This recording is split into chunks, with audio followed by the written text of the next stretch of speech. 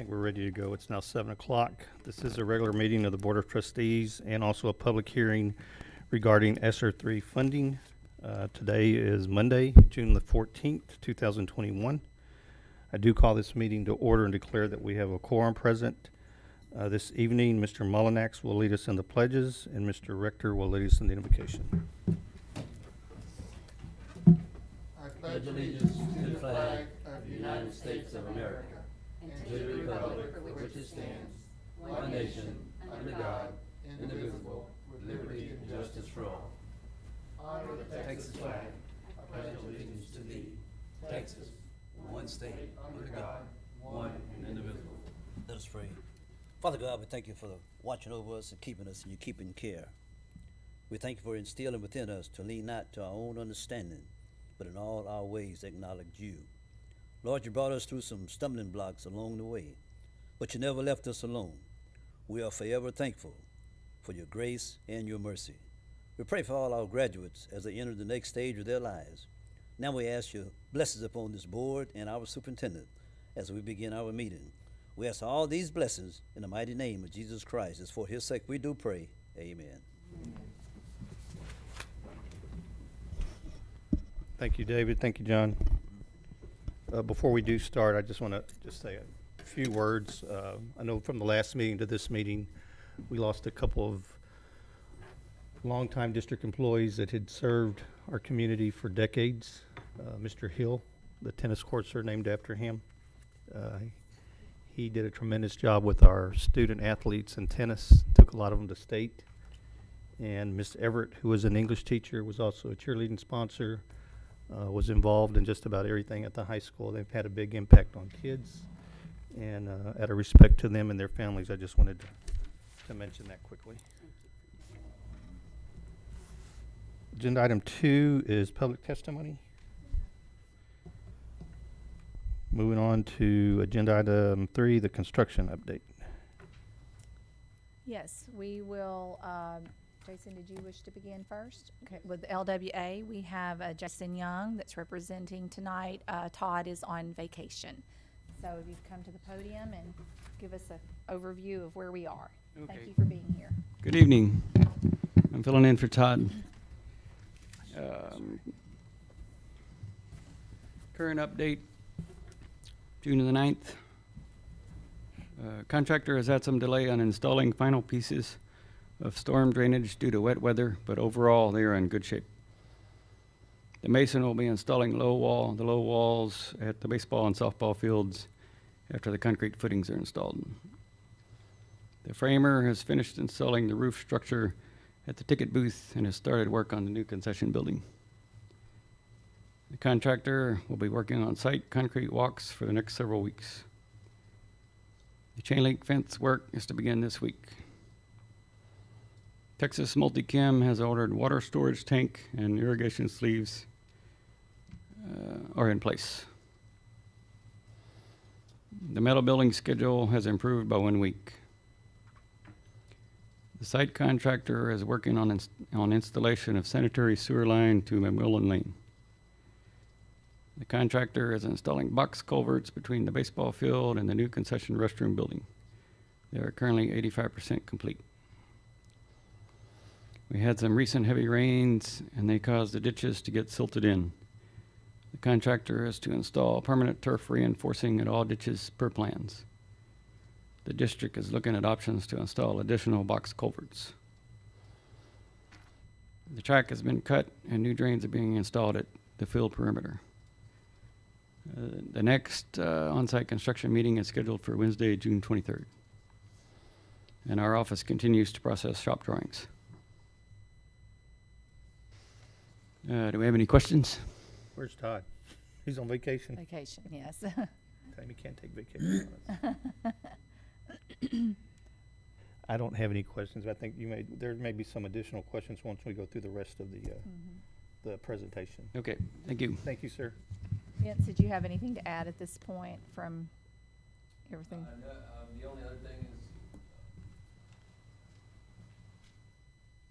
you guys probably noticed on your way in a bunch of the poles that have been put up. So those are for the netting and the backstops.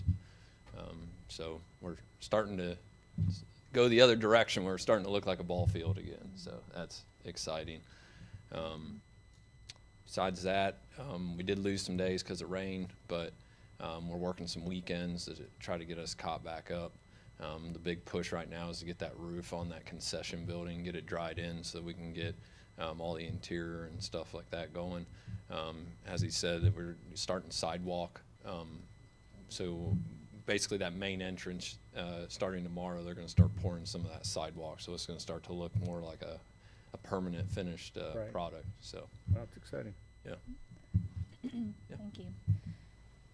Next, for the construction update, we wanted to bring to you some concerns that we had seen as we meet weekly or every other week, going out and doing some construction walks, looking at, one of the big pieces, for those of you that are new on the board, one of the first considerations we had to look at was the drainage for the fields, to ensure that they drain properly so that they don't hold water so that we can play ball and so forth.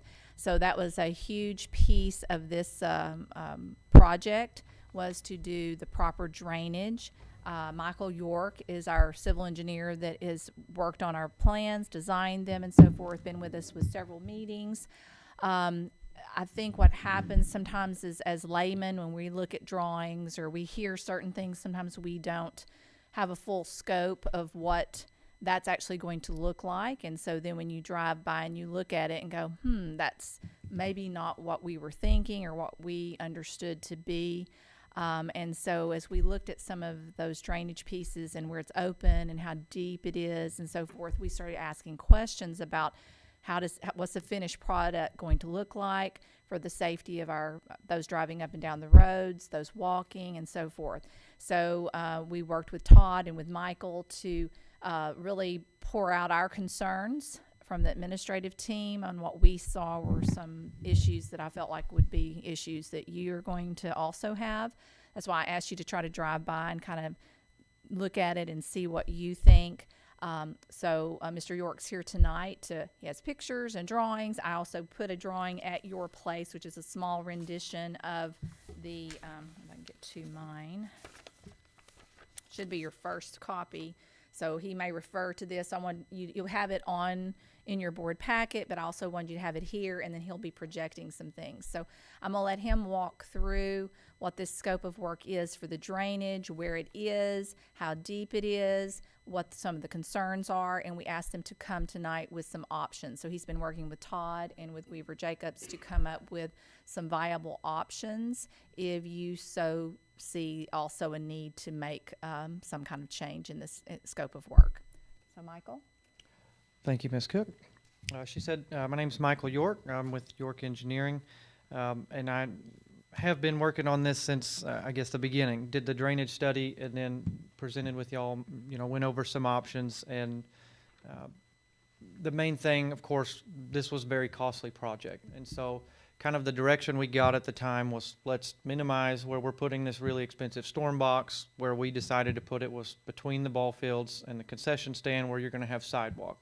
Right now, or what used to be, that was all ditches. So when it would rain, you'd have water between the ball field, right where your bleachers were, basically. So that was the main area of concern. Getting into the design, and I think you did a really good job of explaining it.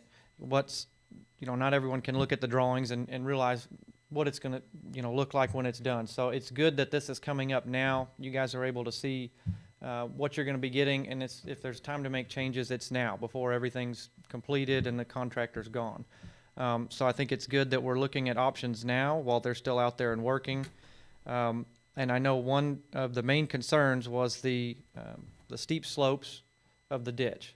And I don't know if all of y'all got a chance to drive by. I want you to know that is not what it's going to look like, and that is not what was designed. The ditches were designed to be earthen ditches, so grass swales. Ultimately, they'll have a permanent, it's called turf reinforcement mat, that's specifically made to hold steeper slopes with this type of soil. Unfortunately, they dug the ditch, got it the perfect shape, which you can see in these pictures, and then we got all these rains and it's just gone.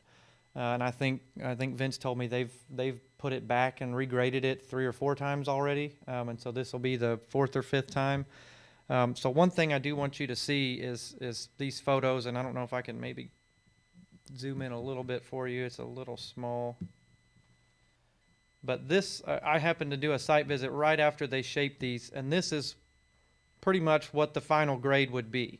Again, what you're seeing out there, it's basically a straight drop off because it's washed out. So this is more of what it was designed to look like.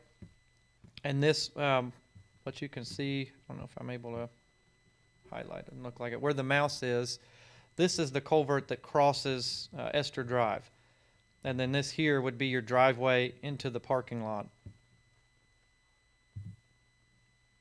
If I can get this to switch over.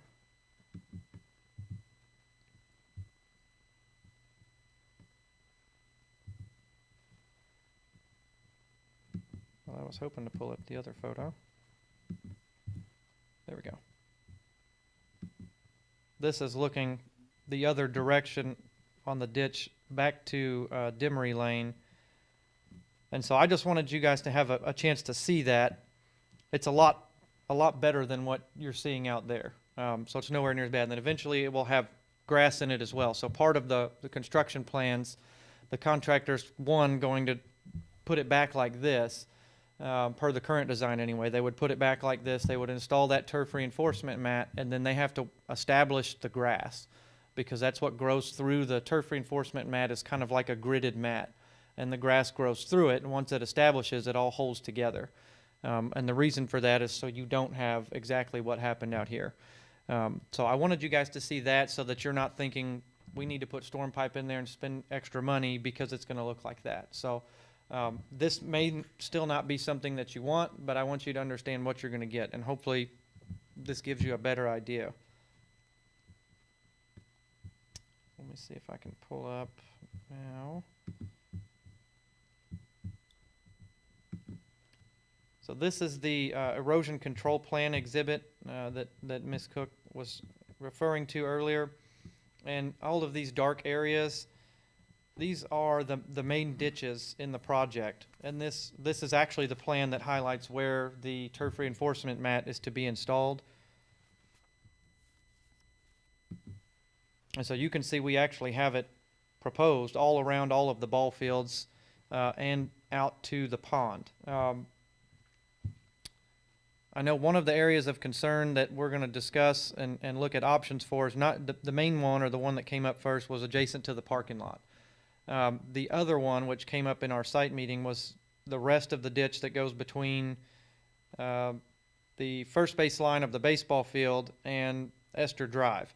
And so you can see here on this plan, that would be, oh, it will not let me highlight that. That area also is proposed to have that turf reinforcement mat, but it is an open ditch. And so in discussing at our site meeting and looking at the plans, this ditch is going to be about as big as the one by the parking lot. So it's 3 to 4 feet deep, and the slopes are about the same. And so I know there was some concern there about, again, the slope adjacent to the road, and then also in this area, the slope adjacent to the edge of the ball field.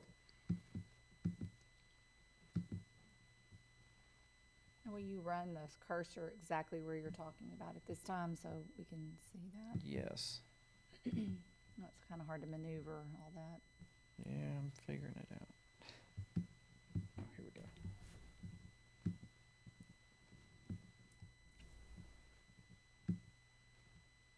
While he's doing that, I'm sure you have noticed our new big screen TVs that we have for the first time, and we're still, I want to thank Jason and his crew for putting all this together. We're still got some ways to go, but this is nice to be able to see it this clearly. Yeah, this is much better. I don't know how many of y'all were on the board when we did the drainage study presentation, but it was on the pull-down screen and it was really blurry. So it was hard to get the point across. This is much better. So this is the ditch between the parking lot and the street right here. And this sort of gridded hatch that you see here is the turf reinforcement mat, again, because this is the sheet that calls for that to be installed. I was hoping this would let me zoom in a little more, but that may be all it gives me. Well, while we're looking at this section, one of the things I want to point out is on the parking lot side, there will be wheel stops. So the concern, I think, is less, and also this is parking area, not driving area. So I know one of the concerns was, what about a car driving off into this ditch? And so on the parking lot side, there will be wheel stops there. And then we've got some ideas on what to do on the street side to alleviate your concerns there. But while we're there, I did want to make the point that, you know, this isn't really much different than a lot of the county roads. I say county road, rural road section, where you have a strip paved road with bar ditches on either side. So it is pretty common. One thing I think that could help a lot is just lighting, and I think this came up in our meeting as well, is, you know, would it make sense to have maybe some additional lighting here? I don't know how lit up it is. All of my site visits have been during the day, but that is something to consider. One of the options, let me go to my, I'm getting a little ahead of myself, sorry.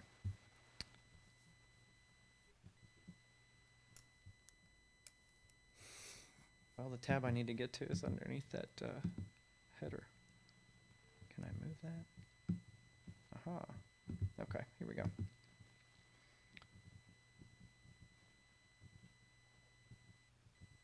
Here we go.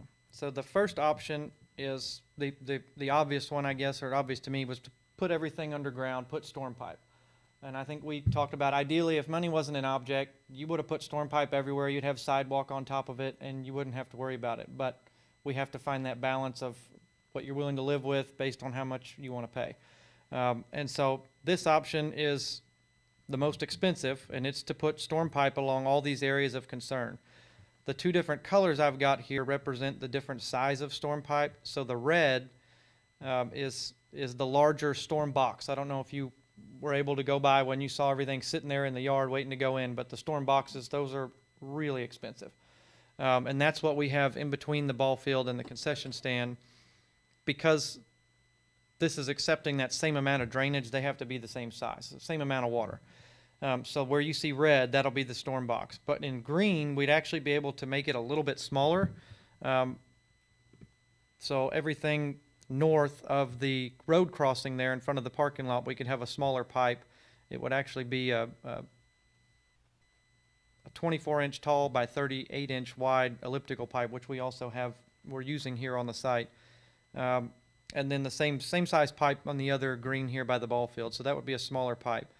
But then again, this is the most expensive option. And so I think hearing your feedback tonight will help us to go back, make some changes to the plans formally and get them submitted. But knowing what you want will help us decide, you know, do we want to do pipe everywhere, or do we want to do, you know, that plus, you know, less pipe, some other options, which I'm going to show you here shortly. Okay, before you go from that, so that everyone understands, so where the green Oop, is, that doesn't help, does it? green and red, these are all 3 to 4 inch deep ditches, correct? All the way down, because I know that we talked about that going north, but the down south past the baseball field, that's all along the Yes, road and is that's 3 a- to 4 inches, correct? 3 to 4 inches. I wish I'm feet. going to show you these. Inches. I We put wouldn't be talking together a about this, would few we? cross sections here to show you. Okay. So this is, if you were to cut a line across Esther Drive where the ditch currently crosses the road, this is what that would look like.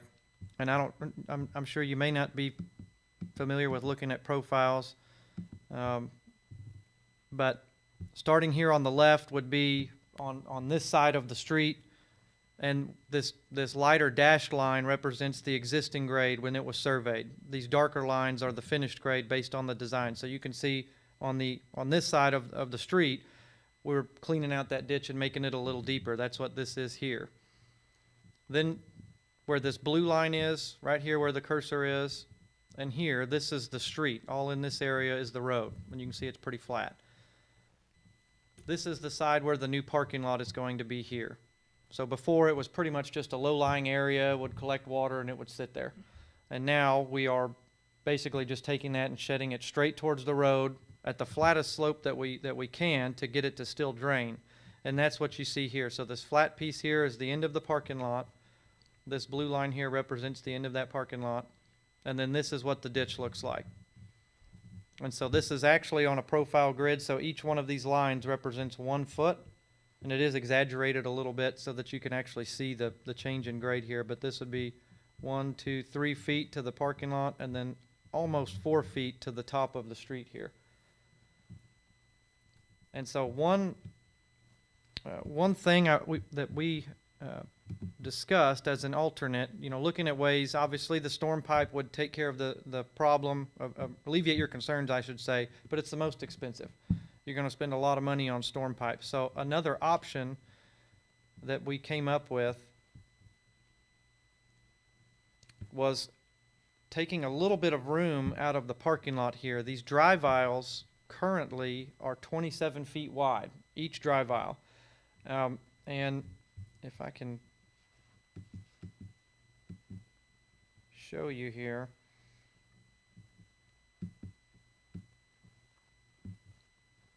It's a little bit hard to see, but the end of our parking lot, the new parking lot, I should say, lines up about with the existing parking lot. But if you look on the right side, the new parking lot's actually a little bit wider. And that's about 6 to 7 feet. And I think that came from the drive aisles. There's not much striping, or it wasn't picked up in the survey, so it's hard to match it up perfectly. But I could tell you in Corpus Christi, for example, the minimum width of a drive aisle, two-way traffic with 90-degree parking spaces, 24 feet. So one idea was if we took 3 feet out of each drive aisle, we could actually pull the parking lot back 6 feet. And then what we would do, we wouldn't change the depth of the ditch or the shape of the ditch, but what we would do is follow this red line here. We would just take it and slide it over. And all that does, it just creates a 6-foot grass strip, a buffer between the edge of the road and where the ditch starts to slope. So it's like a shoulder, if you will. And that's one option. And that would actually, I don't want to speak for Vince, but that might save you money. You're going to remove a good portion of that parking lot, 6 feet by, I think, 350 feet.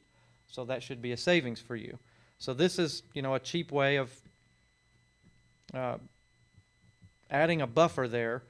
But again, I want to know what you want, and then we'll go back and we'll revise the plans to what you want.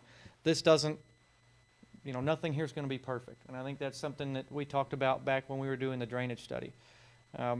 The overall or general goal, I guess, of the drainage study was to take all the drainage ways, keep them more or less in the same area, and just make the ditches bigger and deeper wherever we could. And the intent was keep the places that you're playing on dry and put the water in the ditches, try to slope it enough to get it out of there so you don't have mosquito ponds. But as a result of that, you've got bigger ditches. So again, want to hear your thoughts, so when we go back here, we know we're providing something that you want. I'm going to go back to this options exhibit. The other option that was discussed, and this could be done, with a reduction of the drive aisles or without, but this blue line here represents what could be a guardrail. Just downloaded a little picture, and it's just, and it may not look exactly like this, but this is typical guardrail that you would see like on the side of a TxDOT road, a highway road. And so this is something that could be put along the road, and that's going to be a fraction of the cost of putting storm pipe along all that ditch area. And this is something that could be put along the parking lot and along the baseball field as well if you have concerns there. And back on the baseball side, I know Wayne and I were talking about this down by the fields and where the dugouts are and the bullpen. How close is the ditch to those areas?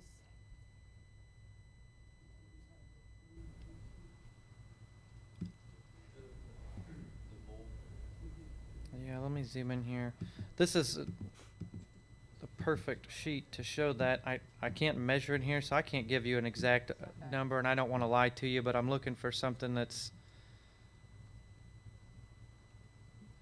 That was a just something similar we width. saw So today that we were, yeah. the width of these storm pipes is about, it's a 5-foot by 2-foot box, so that's probably about a 6-foot wide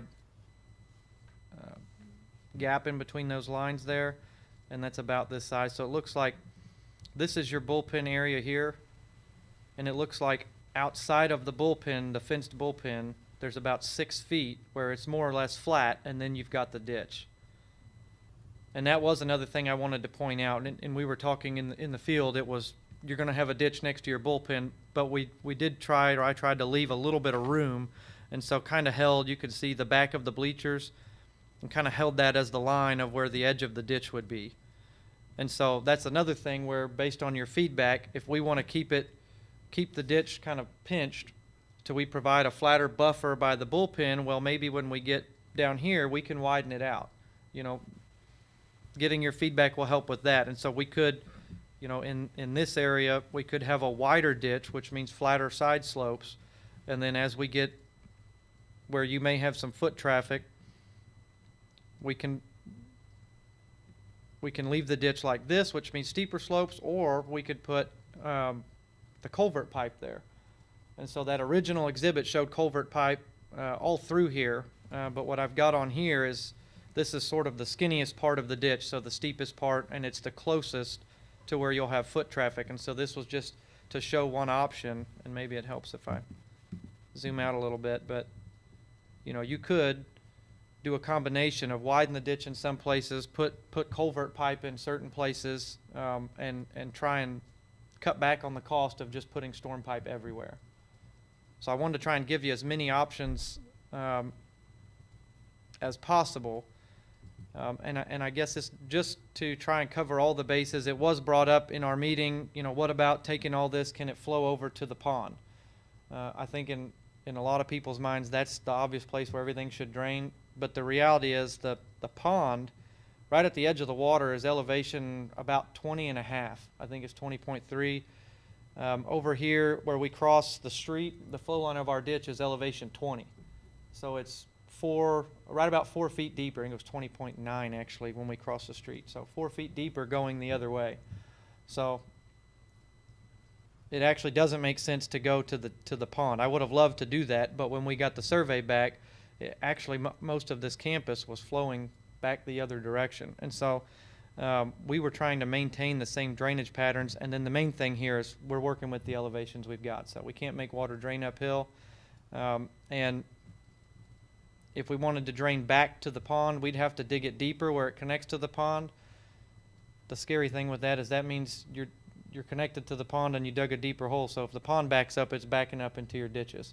And so the idea there was, let's leave this more or less where it is, so we don't make a problem where there wasn't one, or make one worse, and then let's send water where it has been going. And to maybe recap a little on the drainage study, the overall intent was kind of, as I said, we're going to maintain the same drainage patterns, which everything was draining right through here around the school into an inlet. And basically what we did is we just started at the point source over here at that inlet and scraped it as flat as we could. So we didn't really make anything deeper, as far as where it ends. It ends at the same elevation. We just kind of cleaned out the ditches as they've silted in over the years, made them deeper and made them as wide as we could so they can hold as much water. So with that, I think that's everything that I had to present, and certainly if there's any questions. Can you speak to the fence line, if you go back to the baseball field, between the bullpen and the swell or the ditch? Isn't there a perimeter fence line going down that road? Yeah, there is, and I will tell you, I don't know that my drawing, because this is the civil drawing, and I can just tell you from experience, the fence, which is something shown on the architectural plans, sometimes they get moved and it doesn't get updated on my sheet, so it actually gets built based off of the architect's plan. I don't know if this is the exact location. I know Todd had discussed that he thought it was actually on one side of the ditch, but to show you generally where it is, yes, this is the line here. You can see a gate which shows right on the fence, and Todd and I had discussed that, and so I think he may have moved that gate a little bit. My question is more, is it inside the swell or outside the swell? What we discussed in the field, we can change that. And what Todd had discussed is that he felt it ought to be on the field side. So on the inside? Correct. So the So that'd be small on the house. baseball field side, not the street side, right? I have multiple questions. What's a culvert pipe? So a culvert pipe is just another word for storm pipe. Okay. So underground storm pipe, typically a culvert means it's typically referred to as a culvert when it's open on either end, like you have a culvert under your driveway. Okay. You gave us 3 scenarios, the grass wells, the storm pipe, and the guardrails. Do we have any dollar signs that attach to these decisions that we are supposed to make recommendations for tonight? For that, I can let Vince come up. I know he was rushing to get whatever pricing information he could, so.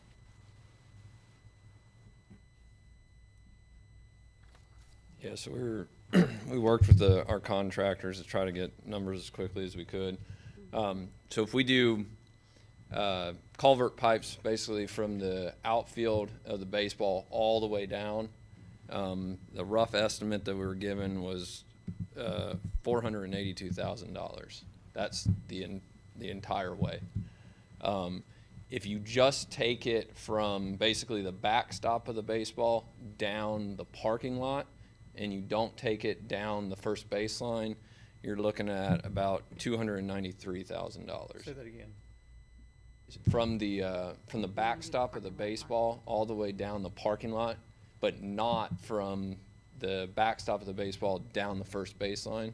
So if we take that section out and leave that as well, then you're looking at about $293,000. So just To on that one, it's going to be from baseball back to Demery? Along Yes, the new ma'am. parking lot? Yes. No, okay. Yeah, so basically from this red area here all the way down your entire parking lot, that's what would be about $293,000. Now, when you say parking lot, is that the new parking lot? Yes, or the ma'am. existing as well? Just the new parking new, lot. okay. Yeah, we didn't do any drainage along the existing one. Okay.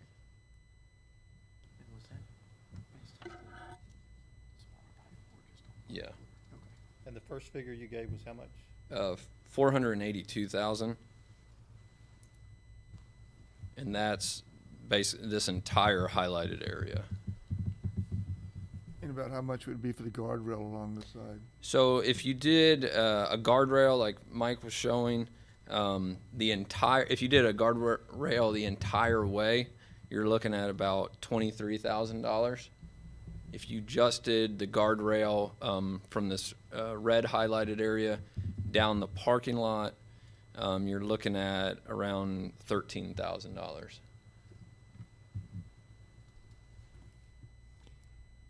I have a question. When we talked about foot traffic, and we've got students and athletes, and sometimes there could be more than one type of event going on at a time. With the with this plan, besides the driveway, the entryway into the parking lot, are there other sections that pedestrians could cross over? Because it's going to be abutting the bleachers. So folks moving around from their athletes from the buses park away. And so when they're going up to get into, the dugout or what have you, my concern is how are pedestrians going to maneuver around this project once it's completed? The easy answer to your question, unfortunately, we don't have any proposed foot traffic areas across where this ditch is. So we, again, kind of going, under the direction of keeping the cost down. I think sidewalk was proposed only in the area between the ball fields and the concession stand, or between baseball, softball, and the football stadium.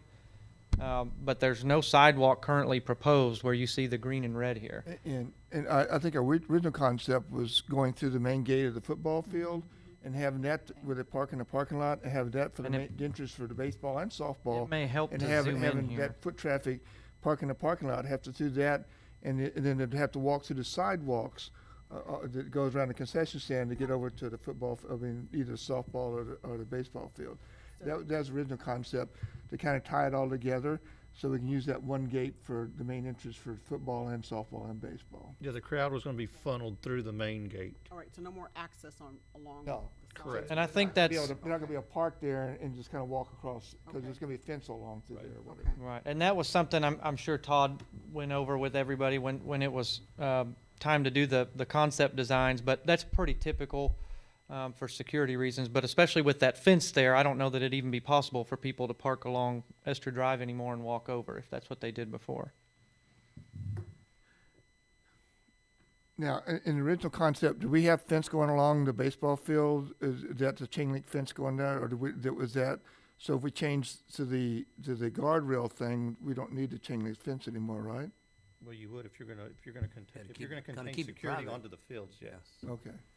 I think that part of the design, when we talked about doing a perimeter fence, was to control access to spectators or just the general public coming onto our facilities and our fields by having the perimeter fence. And I got something totally a little different, than where the drainage is now.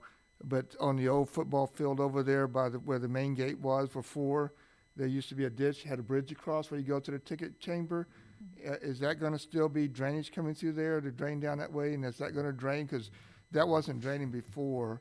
I'm not sure if you have to do some digging out of slopes over there, if that's in the project, because that always pooled water there.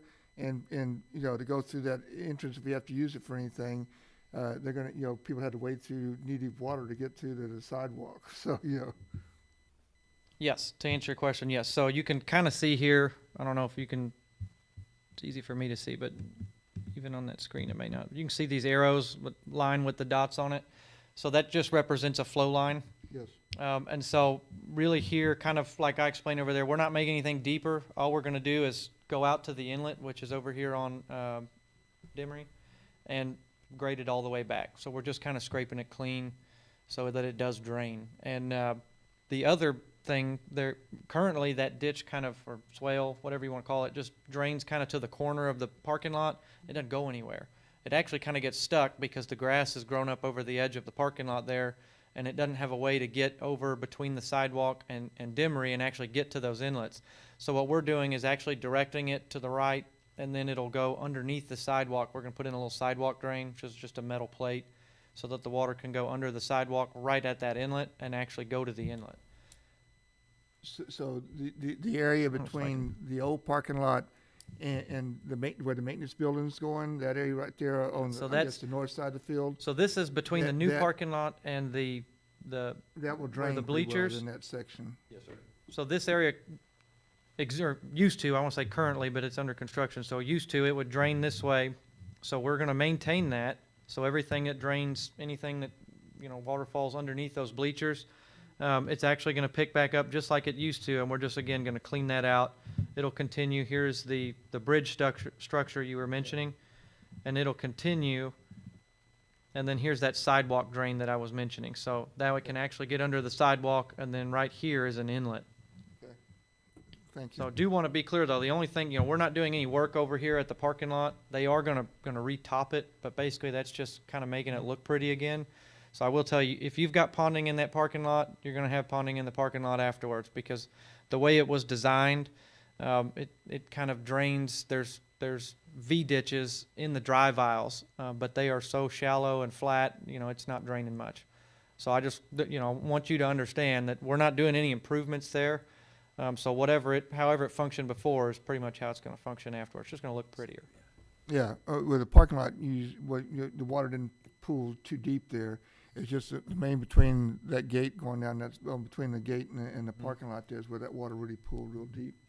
So, I get the concept that we are wanting deeper ditches to hold more water, but we do have third, fourth, and fifth graders that walk across that campus after school. The fence will help that, but I'm understanding the ditch is gonna be on the other side of the fence, at least on Victory Lane, correct? Is it gonna be on the other side of the fence behind the baseball field, the ditch? It's gonna be between the road and the baseball The field. road and the fence. So there'll be access to that ditch. The kids will have access to the Yes. ditch, it won't Correct, be on the yeah. other Won't be in inside of the fence line. That's correct. Can we make it the inside of the fence line? We got a whole housing development across the street from there. We got the Hogan Homes. We've got It's a liability. A four deep ditch is a big ditch. Yeah. I mean, right now it's considered a mud puddle if you step in it. They're just little slopes to collect the water until it drains. Can we keep little slopes and let it drain? Or do we really need a 4-foot ditch there to hold the water? I thought we were draining the water, not holding the water. Yeah, we're not holding it, and this is where it starts to get more complicated into the drainage design, so I'm going to try to explain it easy. But basically, everything, the softball field pretty much drains to the existing pond. Everything on the other side of the softball field comes back to this inlet right over here. And so it's all draining, as far as this view is oriented, it's all draining to the left, and then up, and then under the road and over. So the baseball field now will have a typical drainage pattern where it actually drains to the outfield. And so that's what this swale here is, ditch here along the outside of the outfield, is to collect all that water. So as you know, we're putting in these major storm pipes all through here between the ball fields and the football field. That will pick up drainage and take it over here, and it spits out in this area and then goes under the road over to the inlet. So it's going to drain into the ditch. Both, Then go both, and underneath that's the what, road. yeah, and I'm maybe not doing a good job of explaining it, but what I'm trying to say is these are two different drainage systems that are connected, and maybe that's a better way to just They're gonna simplify it. connect to that ditch. That one is connecting to the ditch to go across under the The road. storm pipes and the ditches are all connected, and this was something we discussed early on. It's sort of a fail-safe or a secondary system. So if these storm pipes ever get backed up for some reason, it'll spill out of this inlet right about here, and then it can actually drain around the ball fields. Now, hopefully that never happens, but you know, if we had the ability, because we're going to have a drainage ditch there anyway, wanted to give an extra, like I said, fail-safe, I guess. So if this backs up, it'll go drain around in the earthen swale. And when it's not underground, if it floods, it's a little bit better because it can just kind of bleed out on these ditches, and we've got a lot more area. And I That's say my that, question is, do we have to have the ditch so deep? well, and that's why I said that. So if we want this to connect to the storm pipe and act as an overflow, then what's driving us is this point here where it can overflow. So what we could do is raise all this, at least around this part of the baseball field, and raise it up. What that's going to do, though, is that's going to cut off this, secondary way for something to drain if it backs up. You'll still have drainage for these inlets along the major storm pipe here, and this, and I don't know, I'd have to go look and see how much. It may not be much. It may be a foot, it may be 2 foot. I'd have to go look. But we could raise it slightly if you eliminate the ability for it to overflow into this ditch, because then all I need to do is make it deep enough to where it's a little bit lower than the edge of the outfield. Right now, it's low enough that it can drain into this inlet. So, Michael, just real quick, and I don't want to confuse it anymore, but if we can call it what it is, because part of the confusion in my mind is when we were having the presentation, we were using swell. We really didn't use the word ditch. To me, a ditch is deep, and as we were talking, to me, a swell was more shallow. So I didn't envision something so deep when we were talking about the perimeter. But another aspect is around the football practice field. If that's going to be a 4-foot ditch, and we've got a football team that's practicing out there, running and throwing and everything, what kind of safety hazard is that going to pose to them as they're out there practicing for their events? So Understood. Is that ditch 4 foot deep also? No. So on the right side of the practice field, we're 1 foot to 2 feet, and I can zoom in for you. And I apologize, I did not do cross sections of those for the presentation. But again, what I wanted to zoom in and show you here, kind of like I discussed on the baseball field, we held the line in the back of the bleachers, so there's a little bit where it's clear is the flatter area, and then in this darker hatched area, that's the actual ditch. But no, this is much more shallow. This is barely below the edge of the field and the pavement here, and then it's draining out at a minimum slope. So I think it was 1 to 2, about 2 feet here, 1 feet in here. And then on this side, it's a little bit deeper, 2 feet, almost 3 feet. But what we discussed here is you can see the line going down here is actually the flow line.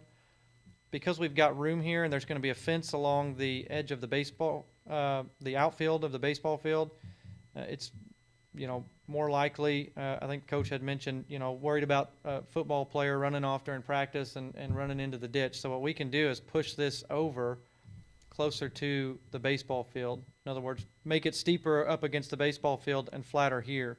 And in looking at that, it's nowhere near what you're seeing on, by the parking lot and the baseball field over by Victory Lane.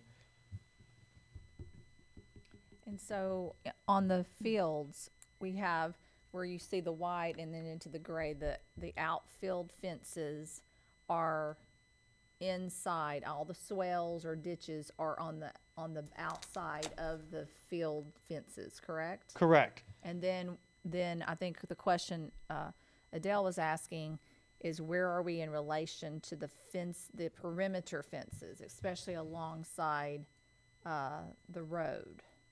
Because we should, if I'm looking at it right, I believe the back fence along McMullen Lane should have the fencing, have all the swells and ditches inside it, which alleviates that. So then the question is, you brought up a good thought and point, where is the fence on Victory Lane or Esther Drive? Where is it? And could that fence be placed, is there enough room to place that perimeter fence between the road and the swell or ditch? So instead of having to have more barriers, we use a current barrier that we already are trying to put in place. But is there enough room to do that? I will say this, that so looking, maybe going back to this cross section can kind of help with that. So Okay. right now, because we don't have much room, just like at the parking lot, we have street and then we have parking lot and we're stuck. So we're using all of that room for ditch. So the same thing between the street and the baseball field. The baseball field, it is where it is. We didn't move it. So we're kind of stuck. So this is not a cross section of that area, but it's the same concept, is that the ditch slope starts at the edge of the pavement and then, as I showed you on the other one, at a line that we struck, which lines up with the back of the backstops. And Where can I would you ask- even put the fence then? That looks like. Right, so that you'd kinda- end up there's- having, the edge of the pavement and then fence and then ditch. So there's not really a buffer area or a flat area to put the fence and then start the ditch. Or you would have, I guess, fence somewhere in the slope of the ditch. So the barrier fence we have, if we put a barrier, like the barrier deal, the guard deal, that would actually be in the ditch, some of it would be in the ditch The on the guardrail? road. Right, On the so it would be guardrail? similar to what you see on like a highway road. So you'd have these bollards kind of right off the pavement, and then the guardrail that more or less is right on the edge of the road. Yeah. But some of it's in the ditch too, I would assume. Correct. As a Yeah, slope, some so of the slope posts down. would be part of Yeah. the way in the ditch. Right. That might deter kids, I don't know. You mentioned the grass swells. What's but to the keep that fence would road deter from 'em, too. eroding since we're so close to it? There's Yeah, put a no fence. edge, there's no, The fence it is already not looks part like of the it's fence, part of the digging guardrail. under the road, that the Victory Lane. What, Mm-hmm. is that grass well gonna keep that, prevent that, since we're so close, we're under the road, basically? Yeah, that's what that erosion or the turf reinforcement mat is for. So we want to keep the soil next to the road from eroding so that you don't see what's starting to happen over here. Yeah. And on this, just so you know, that's part of what the contractor has to do, the one that's grading the ditch. And when it erodes, they have to come put it back. And so if it's eroded under the road, they have to fix that and do it per the specifications, and they'll do it. So that, they want to get it done and get that grass grown before we get another rain and it happens again. And how long do we expect the turf to hold up?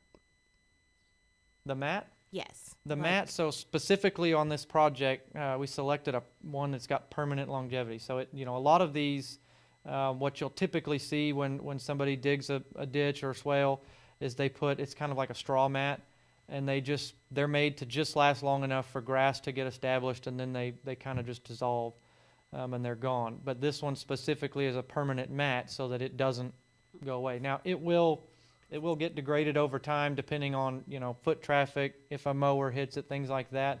But the material is made to not dissolve or erode or, you know, like these natural fiber ones.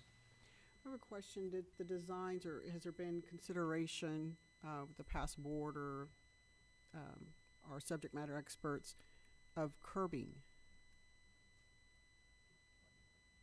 I can tell you it wasn't brought up with this project, but I think one of the reasons, or the reason probably, was cost, because it's not a simple, and we kind of talked about this in our site meeting as well, you know, hey, could we put a curb here? And you could put something like a curb, but because of the road construction type, which like I mentioned earlier, we call it a rural section, so it actually drains right off the road into a ditch. If you put a curb, it's gonna stop all that water.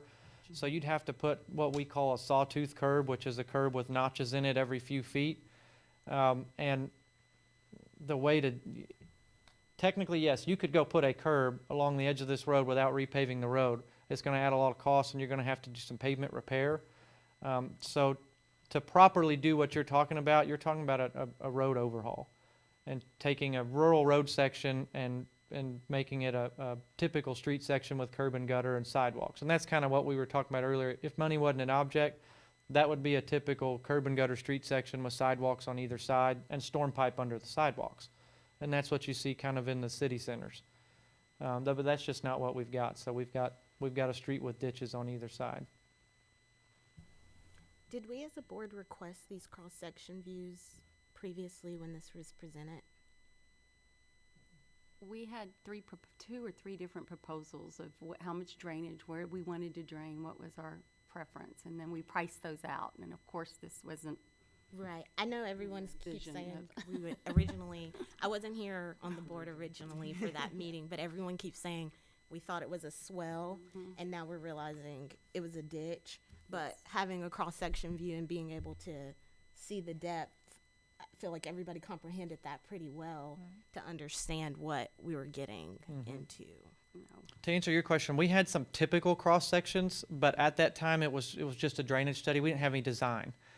So we kind of just made some guesses, showed typical cross sections, and I think at that time what we were hoping to do was what we call a trapezoidal swale, which is a wider ditch bottom. And again, what we showed that was we want to try and put as much water in these as we can.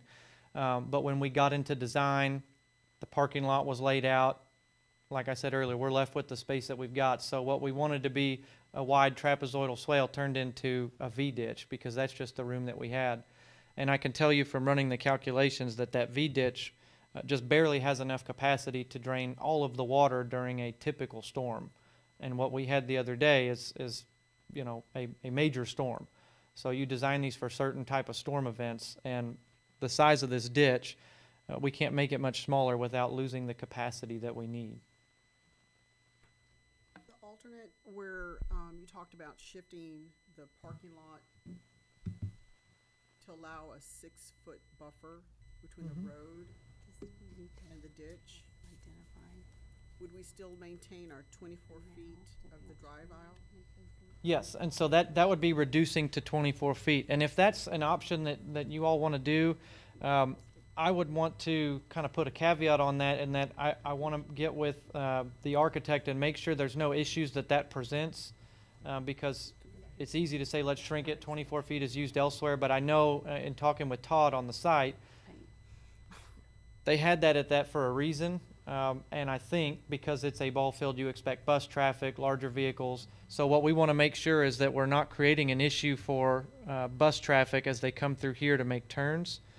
I think there's ways to combat that. If we make this thinner, you know, we may have to make a larger radius, but that may reduce parking spaces. And so that's why I want to say we want to get with Todd, make sure we're not creating any issues where we then maybe don't comply with the parking count that was needed or something like that. But yes, that's as far as the width of the drive, 24 feet is used all over the place. So when you go to a retail shopping center, 24-foot aisle is pretty typical. I think the 6 foot would probably be a little too much, because we've already got the lights set here in the center. So we really don't want to move that. So if we move this 6 foot this way, then those lights would have to move, which all that underground's in. So I think we could take the 3 foot out of this side, but I think this side's gonna have to stay the way it is. So I think you could gain 3 foot, but looking at it now, you're gonna wanna leave that center line. Well, then that's good to know. And that's actually, one, very good to know because that's added cost if you had to move light poles and wiring. But that's actually something I thought that Todd might counter with is what if we leave the drive aisle closest to the stadium wider and just shrink the other one and do 3 instead of 6. And just so you know, that's typical. I see that in other places where you're going to have the drop off of the buses closer to the stadium, so they make that aisle wider, leave the other one the typical width. So that is an option. We could do 3 feet. So under that concept, all you would be gaining was a buffer zone between the road and the ditch. Correct. You're still not gonna prevent any type of hazard from the roadside with the students that are walking up and down the road, correct? Correct. This was only aimed at preventing the possibility of cars getting there. So that's why we're create the buffer, you know, maybe add lighting, put a guardrail, those kind of ideas were just meant to quell any safety concerns for vehicles. If it goes off the road, you can go 3 foot over. But, you know, like the guardrail, the fence would be the option, I think. This is just, I see nightmares. So This just, is not good. the perimeter fencing is just for the complex. The new parking lot is not enclosed in that perimeter That's fencing, correct. correct? Okay. That's correct. So vehicles will be able to come in to the new parking lot, of course, off of Victory Lane, but also through the old parking lot, the way it is Correct. now? Okay. So how long did we realize we were not going to be able to do the trapezoid that you originally thought?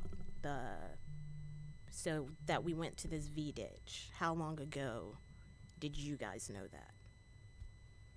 I don't know when would have been when we got into design, and I don't know when we issued these plans. January. January? Yeah. So maybe a couple of months before January. Okay. I don't think we could have prevented. And we didn't, once we realized that, we didn't then provide cross-section views to say our original plan was not going to work. No, and the contours were provided on the grading plan is all it is, which is typical. And I think that's what Mrs. Cook was alluding to earlier is that, you know, we submit plans and you know, I can read them. Sometimes I just assume everybody can, but sometimes it's, you know, everybody can read a set of plans. So it does have elevations on there, but unless you're really looking and you see, oh, that's a 4 foot difference, and you may not know that this is 10 feet or it could be 20 or 30, then, you know, I think that's why when you see it out here, you go, whoa, you know, now I see what we're really getting. But no, we didn't have cross sections. And again, earlier in the drainage study, that was just typical. So when we submit the plans, you know, that's really all that was submitted, was just the construction plans. And when we submit what we propose, will we be charged for the additional architectural fees for the drawings to be updated? I can't speak for the architecture fees, but yeah, there will be additional costs. So there's more construction, there's more design, so there would be design fees, construction fees, and all of it. I don't want to speak for Todd. I know he's not here, and I don't know if Jason knows, but I would say generally yes.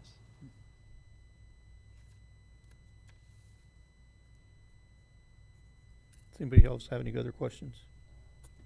These quotes, how accurate are they? Are we gonna come back and say, well, I gave you 23,000, but actually it's 35? In all honesty, I mean, are these current rates with the current construction costs and all of the factors going on in the world? Sure, good question. I know you had a limited time, as you said, to Yeah, get we these had a quotes, limited so time. how accurate I are also they? put a little buffer in there to give us some wiggle room if there was some inflation from when the time that we got it to, you know, the time we order it. One thing to keep in mind with the drainage piping is lead time has become a huge issue in construction as a whole. Those underground pipe right now, they told me today, was 12 weeks out. So that's a significant, you know, lead time, and it would definitely slow up the parking lot. As far as the entrance and the concession area, all that could keep going, but it would impact the schedule on the parking lot for sure. As far as guardrails and those sort of things, I don't have an actual lead time on those, but I would think those are going to be a lot more readily available than a underground pipe is. Okay. So. Are we supposed to vote on? No, I think on we're just, something, we're or just trying to, information only? this isn't an action item, it's just to have some We discussion. need to know what you want to do. I know, but we can't, Yeah. it's not an action item. No. It's more for discussion for us to give direction of Right. Okay. what we Yeah. want to do, so. Yeah, I mean, it's not action, but yeah, we need direction. Budgetary Because every, change, I as you guess it- see, if you want culverts, they're gonna have to get them ordered. And they're still 12 What- weeks out. the question was asked, does policy allow the superintendent designee authority to make the change order, whatever we decide it to be, or does it have to be a formal action item? For budget purposes.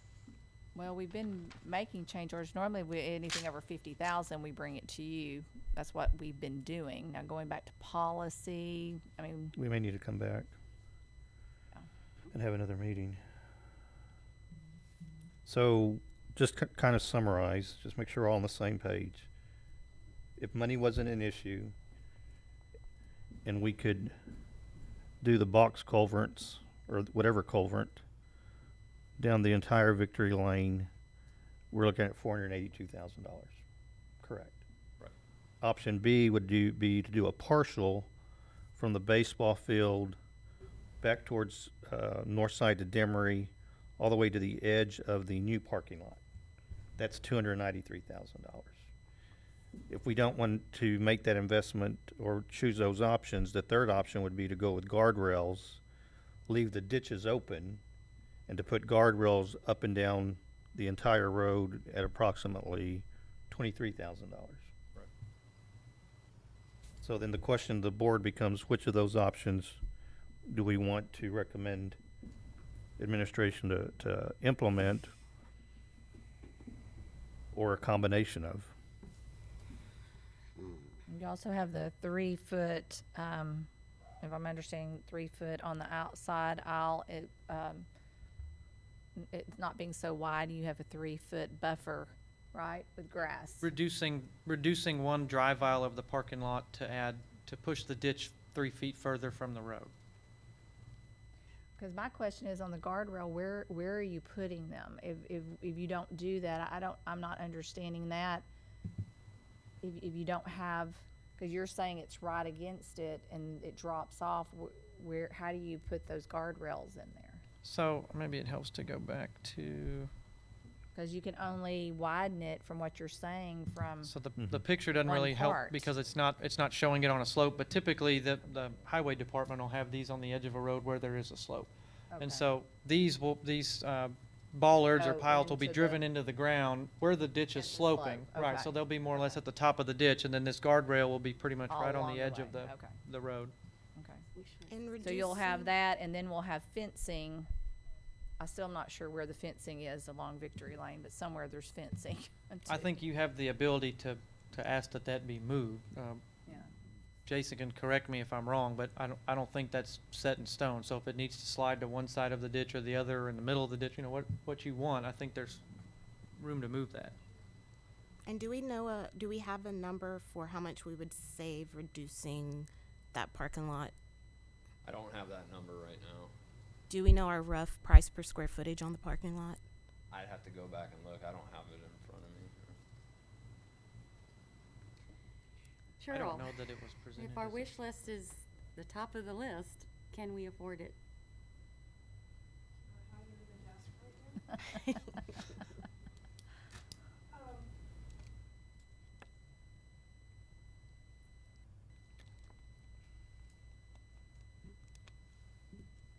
On the bond report that I got here, if, it looks like we've got about $1.3 million once we get all of our money from FEMA, excuse me.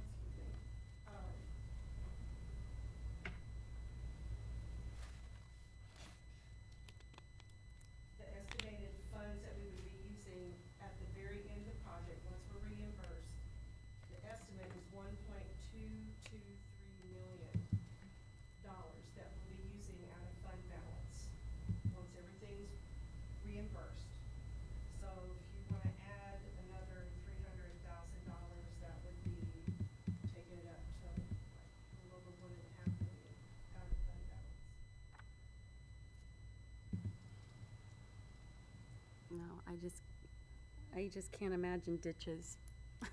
I just can't. I don't even know why that is even on the table. There's one thing I didn't bring up, but I want to make sure that I make it clear just so you understand exactly what you're getting. If you put the storm pipe here throughout this whole area or even part of the area, what we're doing is right now water's draining right into that ditch.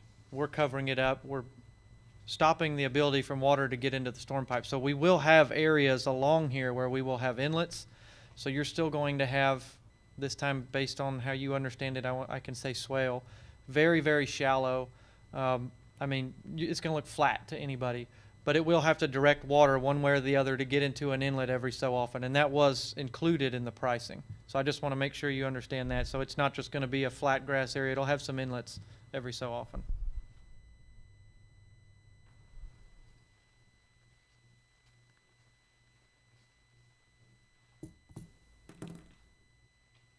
Well, when it comes to drainage, we need to do it right so that we don't have accumulation of a problem down the road, especially with a new sports complex. Right, and And to liability. supplement that part, was that was the whole intent of the drainage study, because as you know, as a longtime resident, this thing had been piecemealed as the district grew, and we had property, we just started adding and adding, and we had the old drainage that we had, so we really hadn't addressed with all the additions that we had over the years, and problems that we had at the softball field. So that's what, that was the reason that we conducted that drainage study. We wanted to address it looking forward and to be progressive with it, so. I also think that the guard railing all the way through would help maybe minimize some liability. It would mean that someone would have to jump over or climb over the guardrail to get into the ditch.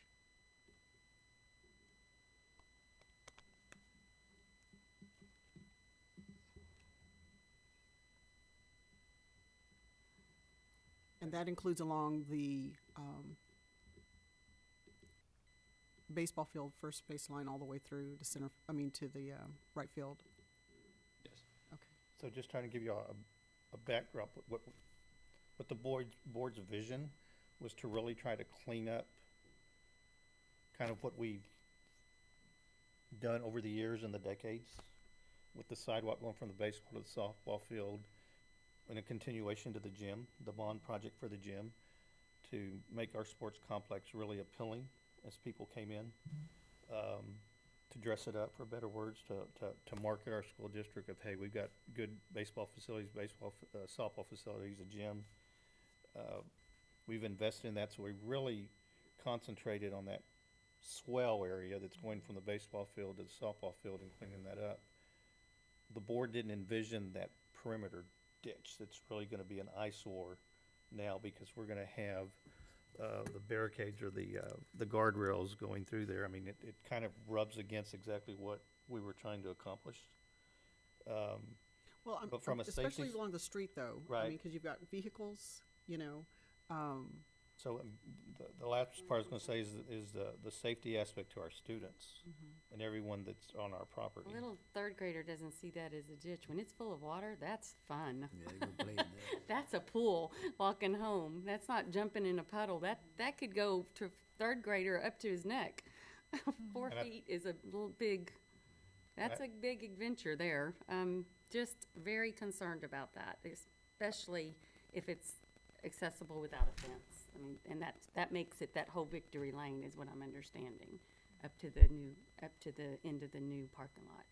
I have Once a we do the- grandson that's in the 4th grade, and a guardrail was just an opportunity for him to jump over something to Or climb. climb it. or climb it. Well, here's the other thing is putting the fence actually in the ditch closer to the street as it's starting to slope down. So, you can't have it right on the edge, but if you have it in a foot or so, they're not getting to 4 feet of water, right? Yeah. They get in and splash a foot, but they're not going to get all the way in the ditch.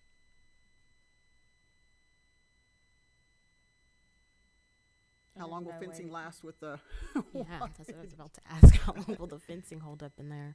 Yeah. Because that's what you would do with the guardrail, correct? It would be at the top slope of the ditch. Correct. So instead of guardrail at the top slope, how about actual fencing? They would have to climb up the absolutely whole no way. fence to get over to get into the ditch at that point. Yeah, that's what I was wondering, is there any way to get anything so that you could put the fence, so the ditch is inside the fence instead of the guardrails, or any way to squeeze out enough room, especially down by the baseball field, to be able, because if you could fence it all in, then we've, you know, I get the guardrail, but I think what they're saying, it's more than just the cars, also it's students jumping over into it. It has a lot of water, and I know it looks like we're just so tight there, though. That's the concern. And that, you nailed it there. I mean, we're tight, and right now, this may not mean much to you, but we kind of have 2-to-1 slopes, and that's typically, that means you go 2 feet over and 1 foot down. Typically, the rule of thumb is you don't want to be any more than 4-to-1. And that's what you try to get in most places, and that's why we have this turf reinforcement mat, because we have steeper slopes than are desirable. So if we squeeze it any more, you're really going to go beyond what even this turf reinforcement mat is designed to handle, and at that point you're looking at kind of a concrete channel. Now, you know, that when you go to concrete channel, of course that's an option. It's going to be more expensive, may not be as expensive as storm pipe, but that does afford you some more options. Then you can control the shape of that ditch a little more, and you can squeeze it down, because you can go straight up and down on the sides. What if we just did a portion concrete, right that critical point there, right field by the street, where it's the narrowest? Mm-hmm.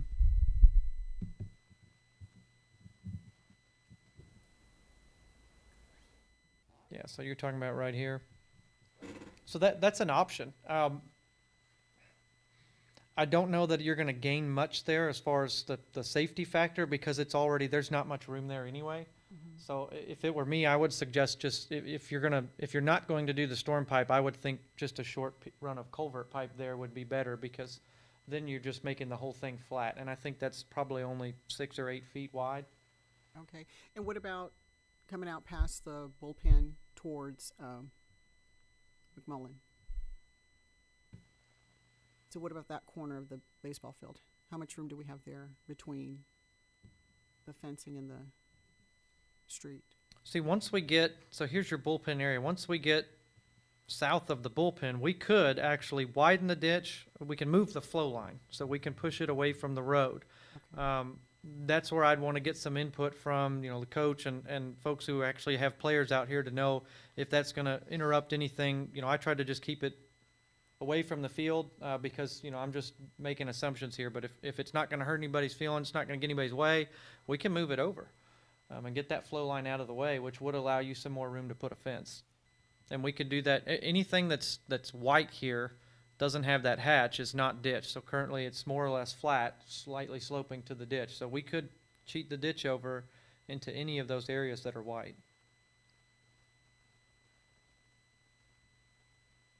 And we would still not have runoff onto the field. Correct. So you're still draining into the ditch. We're just kind of moving where the ditch is. So right now there's a where it's white right here. That is, to kind of show you in a cross-section view. You know, when we were going to move the ditch over, you have a 6-foot area that's not technically flat. It slopes at, you know, 1%. It's essentially flat. Just sloped enough to drain. This is what you would have. That's what you have next to the baseball field right now, is a flat area that is here, where this is white. That is essentially flat, slightly draining. So we could kind of flip-flop that, and once we come past the bleachers, we could move this over. Now you're going to have the slopes right up against the concrete of the you know, behind the backstops, behind the dugout, but it'd be away from the road. So that is an option too. We can move it over. To me, I think it would make more sense to keep it beside the road than over by the dugouts and take that area away. I think you need a little bit more area around those dugouts than you do by the road. You know, I mean, that's just my own personal feeling. Just for kids over there, people walking around the dugout, because, you know, there's going to be walking around the back of the dugouts and stuff, and to give them a little bit more area to maneuver back there. And to me, you know, you're talking about the barrier system putting down there without doing anything, having to move the ditches over, but the fence you said you may have to move, I have a hard time understanding the barrier with those bollards in there are bigger than the fence posts. So what would be the difference between you put fence posts, is the same place those things would be to put a fence up? I mean, to me, it doesn't make a lot, I can't visualize in my head why that would make a difference. Is it because of the depth? Because I know the bollards a lot of times don't have to go that deep for them to be structurally sound, but with the fence posting, you're going, depending on how high the fence is, you're going to go 4 feet, 5 feet, 6 feet down with concrete to stabilize those. Is that why the fencing wouldn't work? Because of how you'd have to dig into? I don't know that it wouldn't work. I think you can make it work from an engineering standpoint. Yeah, you make it wider, bigger, put it deeper. It'll get a little more expensive, but yeah, you could make it work. I think it was more maybe aesthetically, or is it, even a safety thing, putting a fence, chain link fence right there on the edge of the road. You don't normally see that. But I don't, not that it can't be done. No, but it's gonna take away the 5.5 million that we put on the other side of that fence, and that's not what we were, that's Envisioning. not what we Definitely not. pictured this. Ditches and fences is not where I was going with this when we approved this project. It's, again, very disappointing. Yeah, and I think originally when this was presented, the layout of these fields was a little different. So when we did that original drainage study, I don't recall that we even envisioned having a ditch here. I think there was the concession stand, there was kind of the ball fields were going to be flipped. So we were actually just going to have storm pipe draining this whole inner area, but I know that got changed, I think for just cost reasons. And so the ball fields stayed where they were at, and that's what kind of caused us, Can you typical say that slope again? up. When you did your study, the baseball parks were gonna be flipped? Yeah, and I Your apologize, study? I don't have that slide with me, but in the drainage study slides, the bleacher areas were actually gonna be pretty much right here. And so, everything kind of was central to that concession stand, and this practice field was actually gonna get moved to the east of the softball field. So we didn't That was actually, included in your assumption on the drainage study? yeah, I mean, we had an area, concept layout from the architect, so that's what we used to do our drainage study. But that was never approved by the board for us to go to that concept, for you to include that in a drainage study? That was an option that we were looking at, that we would possibly do, but it was never approved that as. Understood. I mean, it was all conceptual in nature, and but with the drainage study, we wanted to show what it would look like draining for the future and not just the current, because we understood you were planning to make some big changes, and so that was part of it. But that assumption would have meant that affected how the flow of your drainage would have been in your plans, correct? The general plan is the same. The difference is if the fields had been flipped, your drainage in your ball fields would have been going right towards Victory Lane. So we wouldn't have had to have maybe swales between the practice field and the ball field. That was all just, assumed to be piped, but I understand it may not look pretty aesthetically to have drainage or ditches or swells at the back of the baseball field, in between the baseball field and the practice field. I may have missed it. Remind us again why we need those. What would happen if we did not have a ditch where was that exactly? in between the left field and practice field, right there Okay. where you are? So the practice field, and I don't apologize, I don't have the grading plan, which would show you the high point, but basically right down the center of the field like this is the high point. So water's draining to the left and to the right. So it's going to drain there, and we've got to send it somewhere. Okay. And that's what I was getting at earlier. With the ball fields draining this way, again, we have to collect the water. If they were going to be flipped the other way, you'd only have a ditch here, not starting here and having to go all the way around. So, sorry, I didn't mean to be confusing there, but you still would have had ditch along the street. It's just that we wouldn't have started way back here and had to drain it, so it wouldn't have been quite as deep.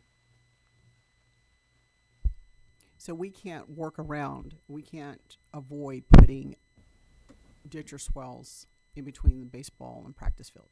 Correct. I mean, you could, the alternative would be to have culvert pipe and inlets. Flooded. Right. It'd just be like, it'd be flat, instead of the peak on it to drain it off. And that, so it'd always be muddy out there when it rains, so. it would And never we'd have drain. standing water, wouldn't we not, on the fields? Probably so. Right, and these, Actually. in this area, these are not the swales that I said are designed to be as big and as wide as they possibly can. That's for over here by the parking lot and where you've got all the drainage coming together. For the practice field, these are just designed to pick up the drainage that they're accepting either off the practice field or off the baseball field.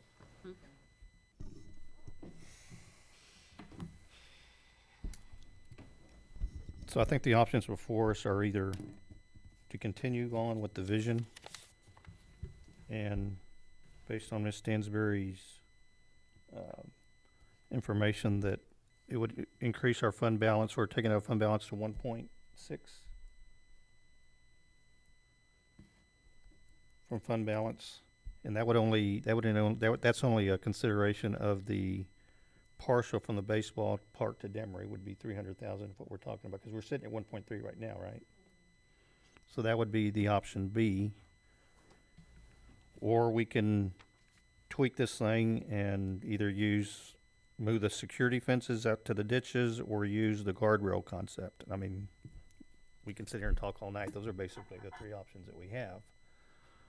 Again, going back to what the original vision was, is not what we're getting on the backside with the ditches. So we just have to decide whether we want to make that additional investment or if we're going to go one of the other option ways. One more Anybody have any- question, timeline, for the timeline, since we know that some of the piping is already basically 3 months out, right, lead time? Right. Will that affect the actual field and stadium? The stadium entrance, it won't affect that. What it would affect is the parking lot. And I'll have to spend some more time kind of trying to come up with a plan that we can still, like I would look at basically splitting the parking lot and trying to open half of it and then leaving the other half where it wouldn't be finished necessarily for football, the start of football season, because we'd still have to put that ditch in. But I'd have to go back with my team and kind of look at what kind of options we can come up with. But as far as the entrance to the football stadium, the concession, the ticket booths, all that, it won't affect any of that. So It's Vince, just- conceptually, what you're saying is currently we're using the north side of the parking lot to get Right. into the football field. Right. We're talking about the south side not being complete. but Correct. The entrance and the ticket booth, all that being open, so we'd have to come up with a plan to funnel our spectators and parents Right. from the existing parking lot Correct. over. And you already have sidewalks that will be poured and done, for sure. So there's still gonna be a walkway. It's just a matter of would we could wanna try to barricade it. pour part of that parking lot, so that you do have some parking spaces while we're working on the rest of it, or, we're come up with some type of plan, so that it doesn't affect, the football games or anything like that. Just a little extra walk to see the grand entrance. Yeah. Would pouring that parking lot in 2 separate pours be ideal though, with the rebar? People and do it all the pour? time, yeah. There's no rebar in it because it's not concrete. It's Oh, it's just, just- so you can that's- pour it okay. in 2 different sections. That's not a problem. And are you in charge of the parking lot? Yes, ma'am. Okay, can I put in a request now before you line it Yes. to vertical, like HEB versus straight in and out? Does that take away from anything? I think that's There's a how lot it of was big trucks, designed. big vehicles, and going straight in and out is pretty impossible and back. So you actually want it When it's vertical, at like a 45? Oh, an angled 45. parking an angled parking lot, not head-to-head, they're gonna park angled, like an HEB or I got a you. Walmart. 45. So we're not Yeah, trying to back in and out. right now it's designed to go straight I know, straight I in, saw but that, so can we agree to fix that before we have to pay someone to repaint it or something? yeah, we can look at that. It's just, everyone drives really big vehicles, and that's directly in and out is almost impossible to Mm-hmm. get around. It's easier if it's already vertical, just to park and pull out. So just a personal request, and I think, is anyone opposed to that? So You got we that can- big truck now, right? Yeah, now that I have this truck, I'm the one that can't get out of the parking That lot would when they're definitely be, designed like that. that would be an architectural question, and I'm sure that's something that they can address if you want. I will say, if you're going to angle, I don't know what the current parking lot does. It's like that. It's angled. No, No, it's like that. Okay. If you're going to angle it, typically that means you're going to a one-way drive. Right. I know some, like in HEB, they have the wider aisle, so you can actually still have a two-way drive, but it's just something to think about. And I don't know how it is in the rest of town, but I don't know when they adopted this, I should say. But Aransas Pass, the city, actually requires larger parking spaces than most other places. So Bad drivers. everywhere around, they're 9 foot wide by 18 feet deep. Here, they're 10 foot by 20. So I don't know if the old parking lot had that or every, maybe not every shopping center, but that's what they require. So this, we actually followed that with these. So these are larger parking spaces. Okay, can you just take that back to Todd then and Sure. ask him to look into that, please? Certainly. So guys, we can spend till 10 o'clock discussing this. It's 8:30. We've been talking about it for an hour and a half. I knew it would be lengthy, but at some point we have to cease the discussion and decide what direction we want to go. Anybody have any comments?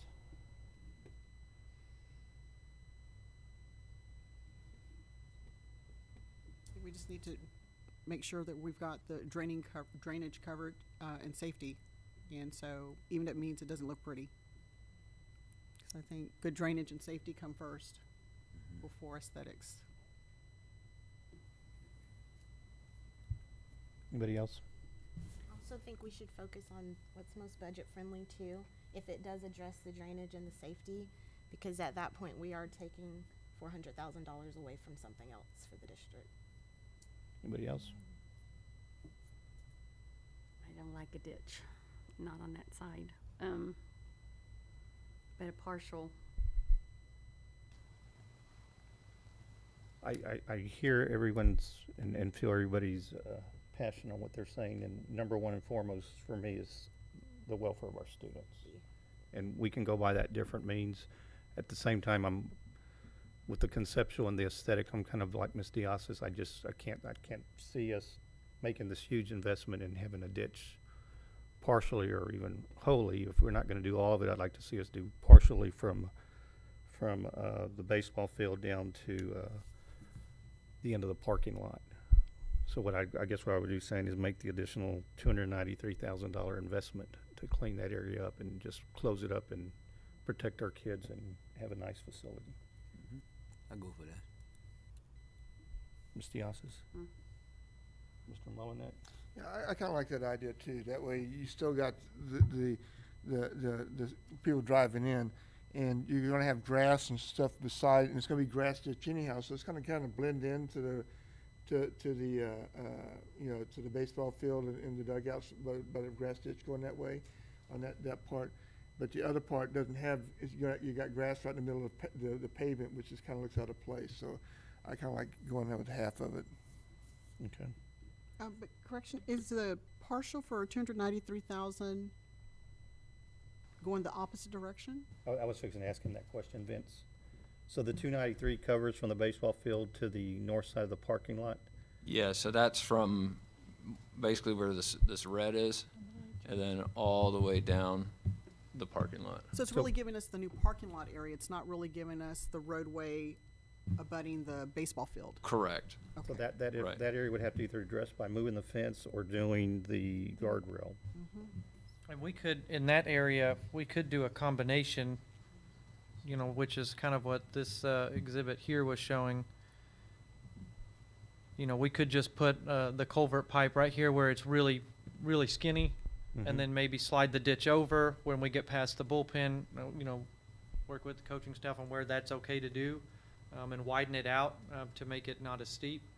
But we could look at a combination of things there. Well, I think Mr. Mullinex raised a good point on doing that. If I remember the conversation correctly, if you do that, it's going to take the ditch further to the bullpen area, correct? I agree with Mr. Mullinex. I don't want to compromise that area with spectators and players also.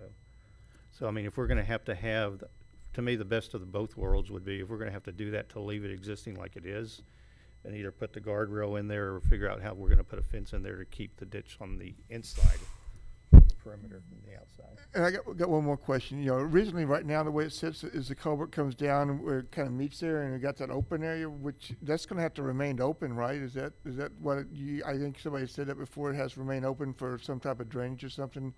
That where we have Behind the for the parking bleachers? lot, behind the bleachers, behind the press that's box there. going There's that little open down spot right that we Right, didn't so have. we're actually, the new piping is gonna connect to that. So that's going to be so all around- enclosed. Closed. So that's going to be enclosed in. So we don't, because we talked about putting Yeah. a fence across that to keep people from falling in. Because it's So right that's gonna behind be- the bleachers. Yeah, so we're yes. gonna, that's gonna be covered up with, okay.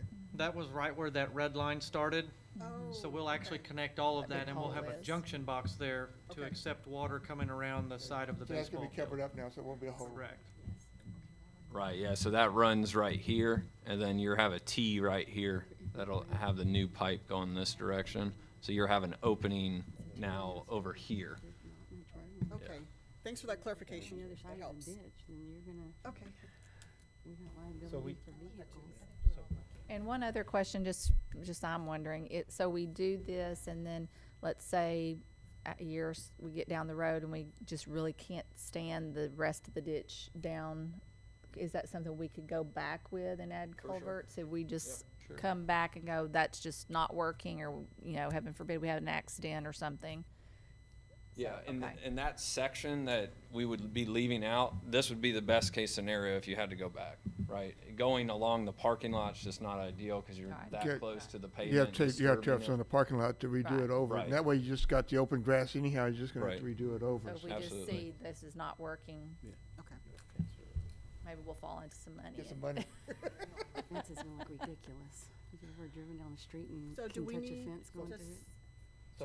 So just to clarify, just to kind of finalize, going from the baseball field, press box south there Parking lot. is to use a guardrail, correct? Is that, everybody comfortable with that for now, unless we can't live with it later on down the road? And if you'd like to make it official, when we have our board training next week, we could put this as a action item at the beginning. So since it's such a large amount, by then they should have a more accurate cost. Could bring it back, that I would feel more comfortable too, that you have this is what it is, this is when it's coming in, and so they can go ahead and move now, getting everything ready, knowing you're gonna, you know, just do the final piece No, at that board meeting, if No, that's that's fine. I okay. just want to make sure everybody knows where we're sitting, Yeah. because what that's going to mean, it's going to be 12 weeks out. The parking lot's not going to be finished. Will the existing one be resurfaced by that time, Vince?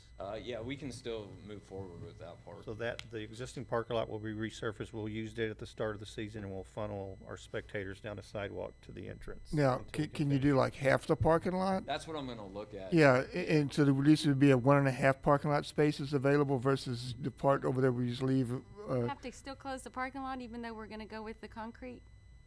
Because it takes 12 weeks 12 to week get lead here. time.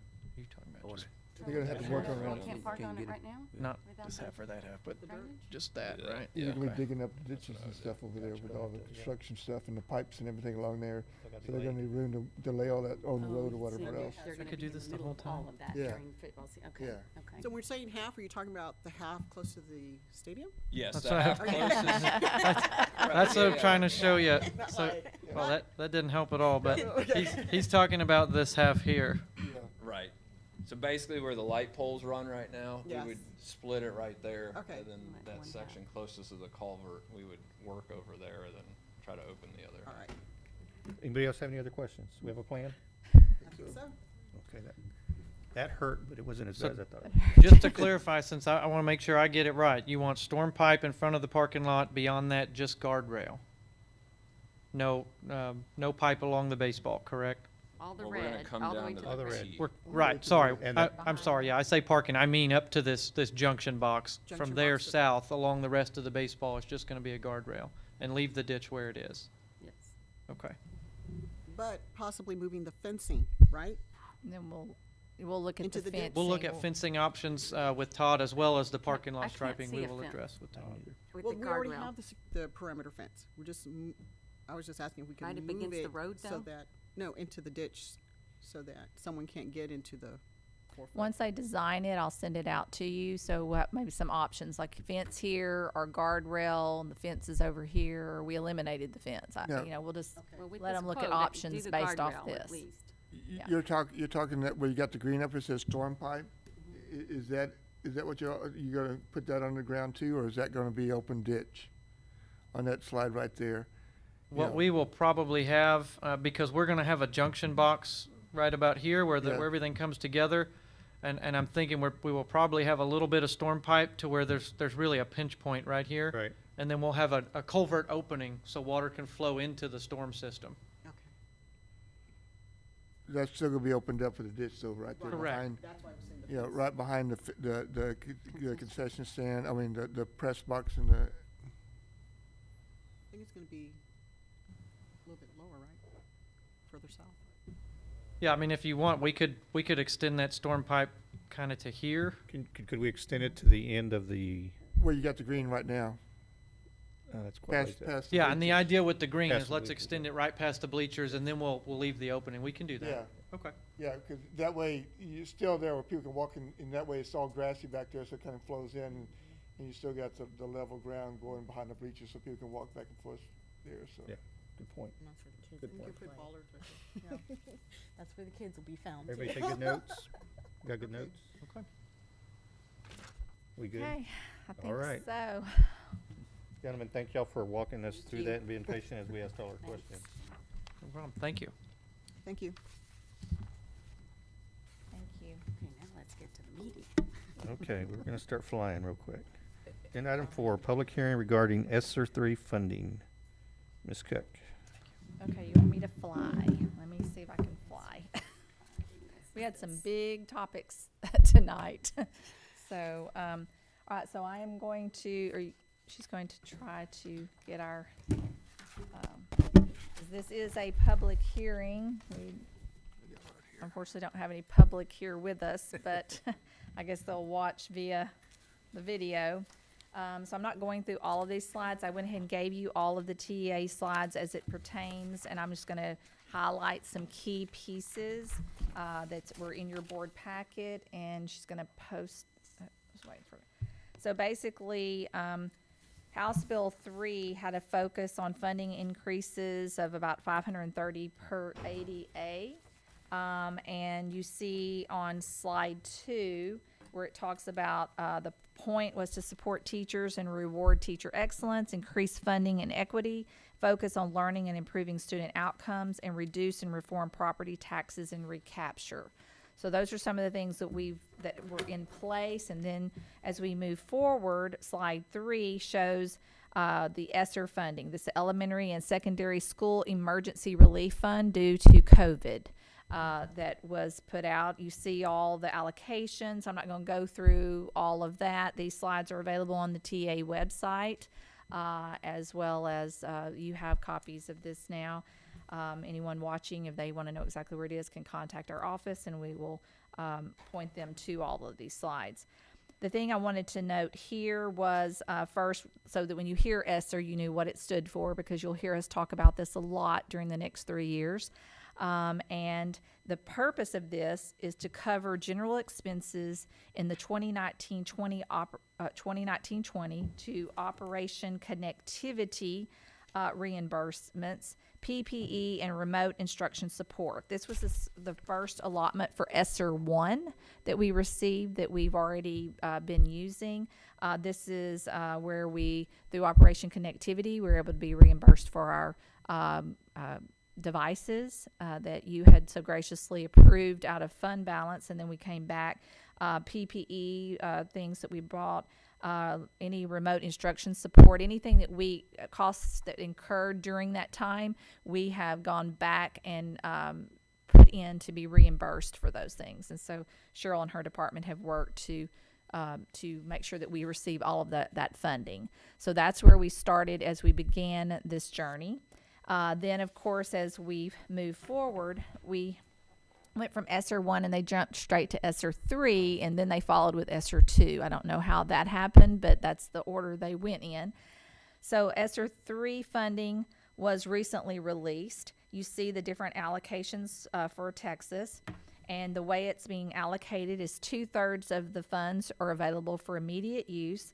School systems can use these funds to respond to the pandemic and the impact it has had on student learning. So the focus here, the first focus with one, was the safety, the access points, all that was needed during our time of virtual learning and trying to ensure that we kept everyone safe. Now we've moved into recovery, is what I call it, recovery from the pandemic, the loss of academic learning, and the mental, emotional support and health well-being that we need to give to our students and families. So that's what these funds are to be used for. Funds available that we can go back to pre-award. We can go back to March 13th of 2020, and we can pick up and cover some of those costs that maybe we've used our funds for locally. We can go back and take care of those needs. And this goes through 2024.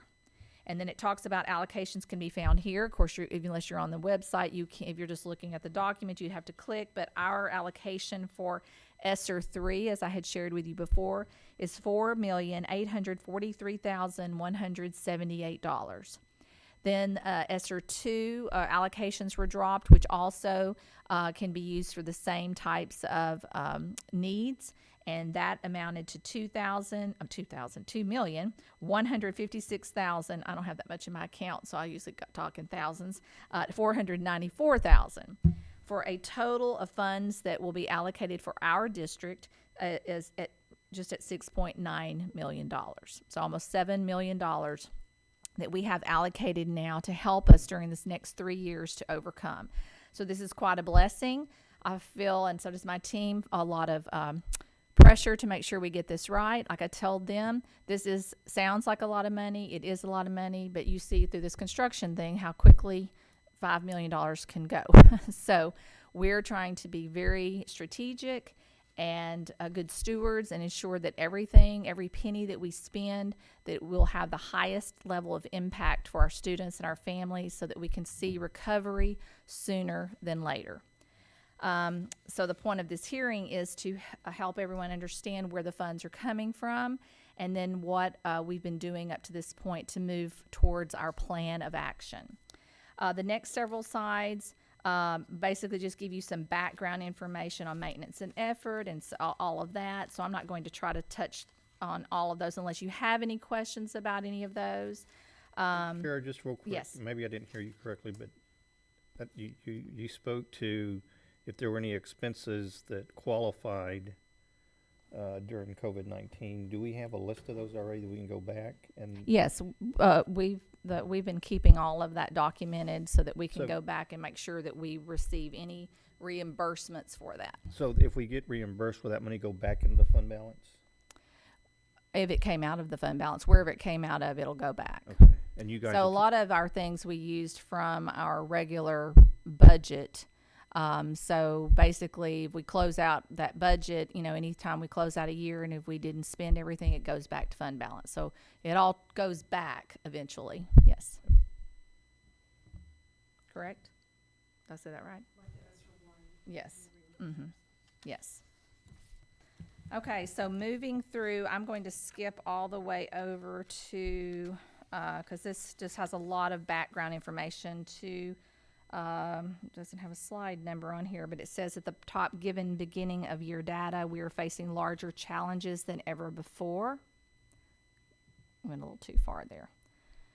And it just talks about with COVID, the number of students below grade level is likely to increase dramatically. We talked about this even last summer. We saw just after that one, almost a whole semester that we lost at the beginning.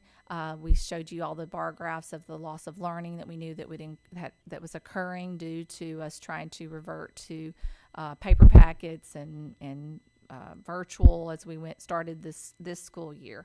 And some of their notations you see here, a typical summer slide is what we call it when students are out for June, July, and parts or most of August. We normally see about 2.5 months of a slide, and for COVID-19, the projection is 5.7 months of loss, if not more. So we know what we're up against, and the challenge is to see within this next school year if we can get everyone caught back up within 1 year is what we wish to do. The actions we take now will make a difference for what the actions we must take now must be different from what we've done in the past. And so we're all thinking outside the box, trying to think about what we have to do, and we have to do things differently. And this funding will help us with that. And you see some more data that shows the task before us. And then going to the slide that says, to catch kids up, our system must make significant changes. And the changes that we're looking at across the state of Texas are supporting our teachers, rigorous instructional materials, more time for learning, and working to empower our parents. If ever before, we know the importance of parents working with the school district to bring the best for their students, and that has been more so than ever now that we're going to need to do that. So those are our main focus areas as we use our ESSER funds. And as we make our plans that have to be submitted to TEA, they are going to be looking that we're covering those areas. The next slide just shows some potential uses of the funds to drive the learning acceleration. You see under supported teachers, professional development, trainings, staffing where you tutors, reduce class sizes, small group instruction, incentive pay, mental health and behavioral supports are just some of the things mentioned here. So this is just a few things that they have put out in their initial push for what we could use funds for. There is an FAQ on the TA website that is constantly being updated because we're constantly asking more questions. So since this came out, we have much more information, but I think we're up to almost 200 FAQ questions and answers. I didn't bring that to you tonight, but it is there for your free time reading. Also, rigorous instructional materials, looking at those materials like technology and the training that needs to be in place. We implemented a lot of things this year when we were doing virtual, and some of those things we've seen are very good, and we want to continue that. So having this funding will enable us to do that. More time, extended instructional time, whether it's an extended day, extended year, high dosage tutoring, or summer learning. So we'll be looking at how we use extra time with our students that meets the needs of our families and our community, because every community is different on how that needs to be approached. Empowering our parents through mental health and behavioral supports. And then other supports like our facilities, ventilation, cleaning, HVAC systems, and of course technology. We've headed down this path of technology, so we need to ensure that we are continuing that and have the latest equipment that's needed so that we can take care of because that's one of the great things that did come out of this is moving towards, we're now a one-to-one district, but we want to make sure we keep that up and that we use it wisely. So taking all of this information and the parameters by which we're supposed to spend these ESSER funds, we began getting information from our community because that is first and foremost what we needed to do. So we gave a survey out to our teachers, our parents, and our secondary students so that they could provide input in what they think how these funds should be spent. So you have that survey. We're not going to try to go through this whole thing, so do not worry, but I have given it to you for your reading. But I do want to look at the areas and the bar graphs that are provided. We had 193 responses. I would have liked to have had many more, but some people just don't fill out surveys. So if you'll go to our first question had to do with how should ESSER funding be used to support teachers? And you'll see there where the bar graph is, and you'll see how everything rated. So I'll tell you some of the ideas. So I'm going to kind of talk to you about, because we've taken this survey. We have then I have met with each principal before the teachers left, met with their teachers as a team and went through an exercise to dig even deeper So they had a chance to fill out the survey. Then they were also sitting together in smaller groups by their campuses, and we have that information that we're using with this survey. I've pulled my admin team together, and we did a whole exercise last Thursday where we took all this information and vetted it again, have pulled and extracted the main pieces. Then beginning today and through this week, I'm meeting with each campus administration team with my district admin team to look at just their campus. So we're trying to hit it from every direction. You, with your board goal training, without you realizing it, we're also feeding into this. And in a little bit, I'll give you your where you had picked all those different areas, and you're supposed to pick the top 3 in each. We will be using that as part of this. So all of these are to meet the mandates. Number one, in order to use these funds, we have to have stakeholder input.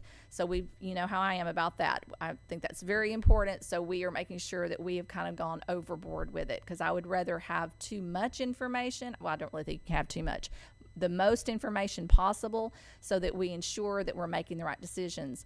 What I'm excited about, and I kind of shared that in our board training, is that it's so wonderful to see how the dots are connecting, how from each group there seem to be the same types of things rising up that are helping us see that for our community, for our district, what we need to be focusing in on with these funds. So looking at this just as a starting point, when you look at reading academies, K through 3rd literacy support for literacy coach support, that is a required mandate for our pre-K, our K through 3rd teachers to go through these academies. They're very intense, and it will help us with our ability to get that the reading levels, getting them a good start with their reading. And so the literacy coach and a blended learning facilitator are 2 things that we felt were needed. It's coming out in every meeting we've had. We have already hired the blended learning facilitator through a blended learning grant. It's not even the ESSER funds. And we have posted for a literacy coach. So that is we're already moving forward with that, and it's very clear that that is a need. The summer scope and sequence planning time for teachers, we had 76 respond. They thought that was a good use of funds. We put it out there, and I think we're still at about 40 of our teachers did sign up for that, and they will be receiving that training this summer to get a head start. So I know a lot more probably would have liked to have done that, but may have due to their family circumstances. So we'll provide support for them as the school year begins. Opportunities to attend learning conferences. You see, this is an opportunity to go out and grow, go and learn and grow and come back and bring it back. So we have funding now to help them be able to do that. Math interventionist for our middle school, due to the data that we looked at, especially, we have already posted for a math interventionist. You'll see that a lot of the things to have to do with faculty, with staffing, having more staffing for key areas. So we've tried to go ahead and get it posted as quickly as possible and backing it up with all of this information because the pool is very small due to many retiring across the state of Texas and probably the nation. So we're all kind of tugging at the same people. So we've tried to get our postings as quickly as possible so we can get our staff, our support in here. District response to intervention coordinator. This is huge because that response to what each child is going to need, and we're going to be required to gauge each student, track each student, and provide a tutorial services for them. We're going to do this in-house. We've come up with a plan with our current people and the formula we had in place. So we have the plan is to do with our current in-house, and they'll receive a stipend to help for their extra duties that they will do on top of their current duties. Evaluating and purchasing materials or software. A lot that came out of this as we dug deeper was the tech side, making sure that they have the technology that they need in their classrooms and with their students to do what they're wanting to do as they work in this new way of teaching. Hiring staff to provide class size reduction. Pre-K through 5th grade, we've already posted, and we're out there trying to hire every teacher we can find to get our classes down. We're working for a 14 to 16 ratio is where we're trying to get them. And I know that's a goal that you've had as a board for way before this.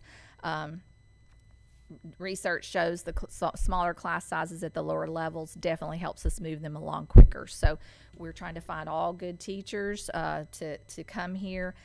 We have quite a few openings still in that area, but we're working toward it. If we're unable to get the classes like say second grade right now, we have 2 open positions because of teachers that have retired or left. And then we're trying to add 2 more. So that's 4 teachers we need at second grade. So if they're not able to get to the 8, if they're only able to get to the 6 or 7, then we would hire a paraprofessional, give them high impact training so they can support the teachers. That would be our second option if we cannot find the teachers, because we're all looking for them right now. You said we're trying to get to 14 to 1? 14 to 16 to 1. Thank you. As I said, we're also looking at that math interventionist, para support, and tutors. TRS is sending out letters this week to all retired teachers in the state of Texas. They will be receiving notifications. So John, as you heard in our board training, John will be receiving one saying that if you would like to volunteer, actually you can be paid. You can't here. You'll have to go to another district. They don't be doing too good over there, but no, we want to save all children. I'm kidding. But we're really asking for an army to rise up and to come back and help us. So those that have that expertise, we need them. So we will also be reaching out to all that we know in our area to personally invite them to come and be part of our tutoring system, and we're creating what that will look like. Then I talked about the high impact training and coaching. For all. We're going to make sure everyone has high impact training and coaching. All of our staff will have individual coaches to help them as they learn how to do something we've never done before, which is to pull children up and push them forward at the very same time, with large numbers of them to do that with. And then we're going to continue on the staff retention incentive pay. You saw that got quite a few hits, which was expected. We're evaluating a variety of ways to meet those needs.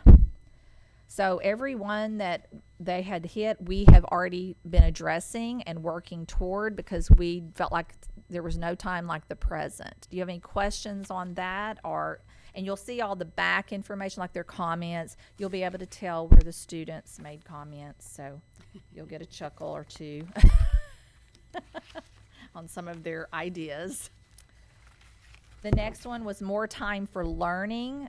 Just real quickly, that bar graph talks about high impact summer school, after school, tutoring, and math interventions or accelerations. You'll see tutoring support for students during the school day had the highest vote, with after school programs and then summer schools. So we're going to be working with all of these ideas and developing the best way to make that happen. And of course, once again, that all hinges off that staffing support.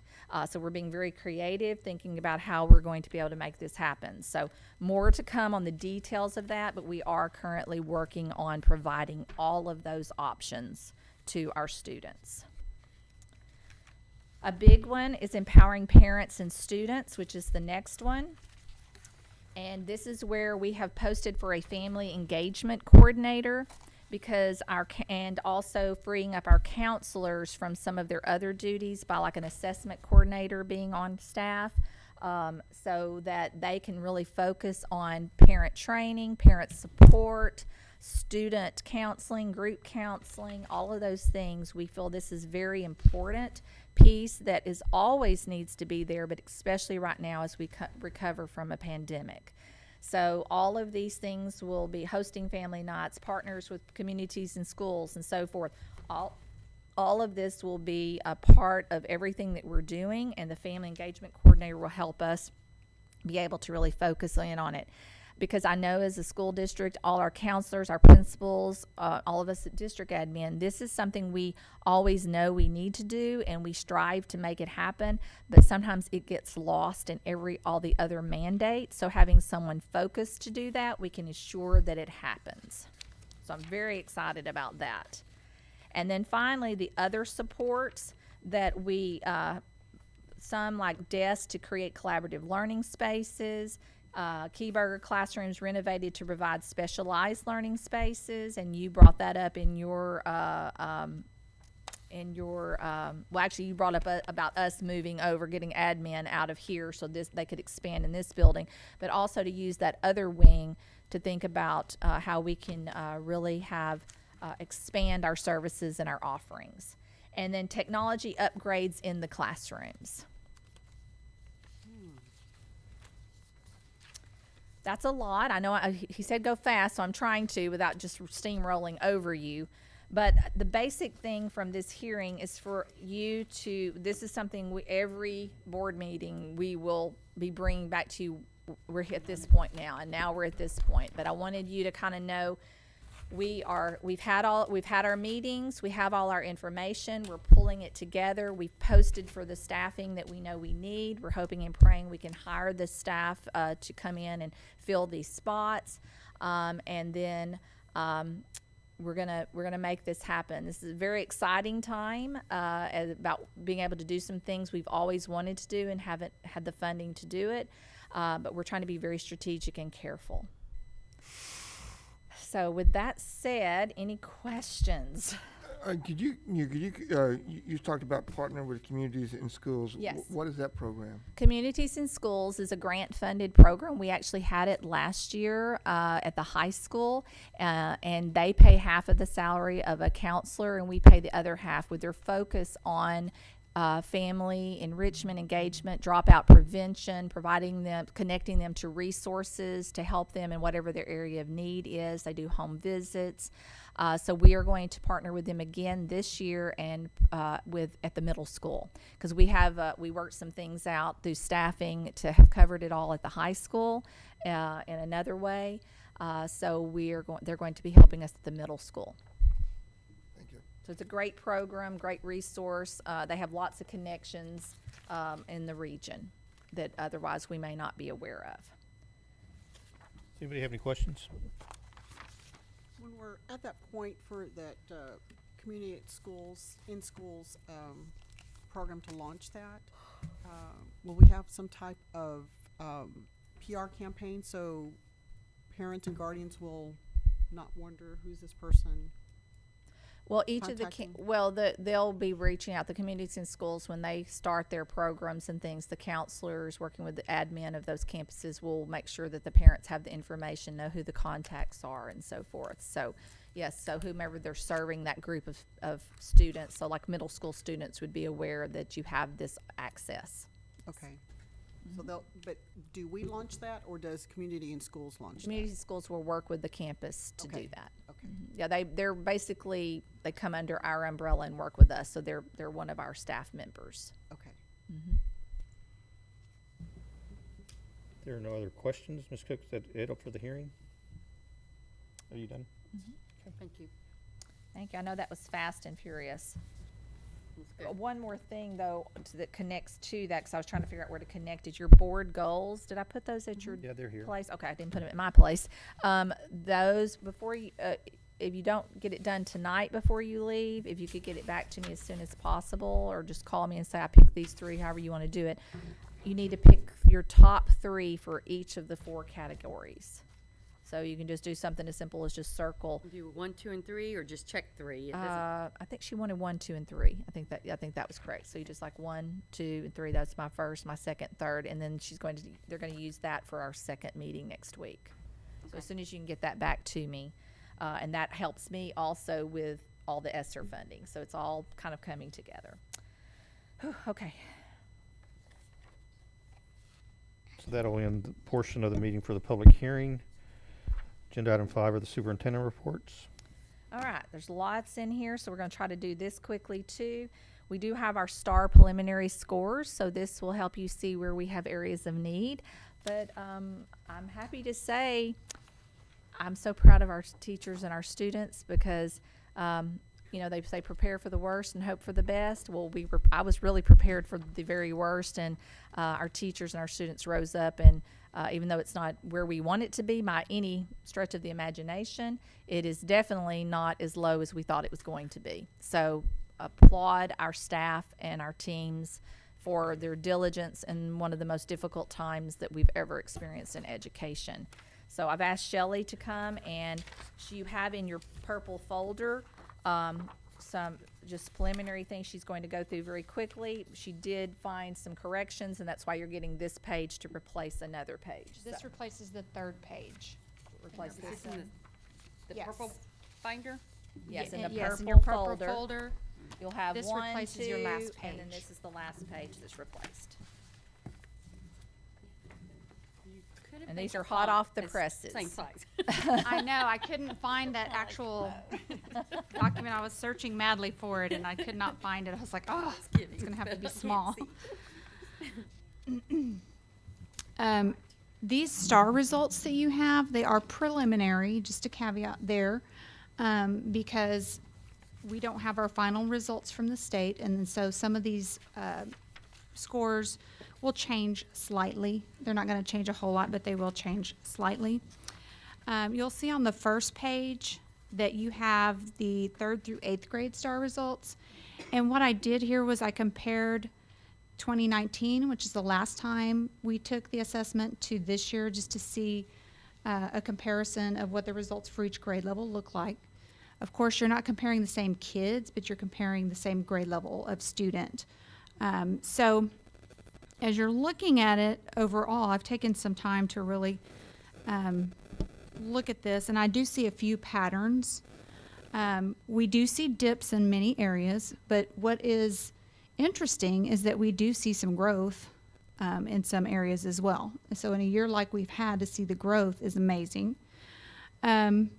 When I started looking at the dips, I really looked at percentages that were higher than 15%, higher than 10% dip. And when I highlighted those, I could see that our younger students were more affected than the older students. So you're going to see bigger dips in 3rd and 4th grade, and you're going to see less dips in 5th grade and on up. Our 5th grade scores, they maintained pretty well. They didn't change a whole lot. You're going to see that. And you will also see that the master's level increased at 5th grade quite a bit. So that was interesting for me to see that. At the junior high, lots of growth. In 6th grade reading, you've got some growth. In 8th grade, you've got growth in reading and in science. So you're seeing these pockets of growth across that middle school, which is awesome. Another area that I saw that was a pattern besides our younger kids being more affected, and by the way, those younger kids, they were in kinder and first when Harvey hit. So you can kind of think about that too. They did miss 7 weeks of school in their early years, so they're going to be a little further behind as a result, even though we've been trying to catch them up as much as we can. You're going to see a pattern also in math. So you're seeing bigger dips in math, and that actually aligns to research that looks at summer slide. We see bigger dips generally in math, and they can catch up a little quicker because it's linear. So if they're missing instruction, or if the teacher's not there because they're quarantined or whatever, you're going to see they're not getting that every single day instruction, which is really important for math. But overall, like Ms. Cook said, we felt we weren't ecstatic about these scores. We knew there were going to be dips, but we thought they could be lower. So, and we were really happy to see some of the growth that we saw. Do you have any questions about this first page? And you know how this works. You'll see this over and over. We'll talk about these scores until you don't want to talk about them anymore. Well, as we and just go a through. refresher too, the approaches level is the passing score. The meets level is considered that college readiness piece, and then the masters is just they're knocking the top off. They're doing great. So that's what you're looking at when you look at approaches, meets, and masters.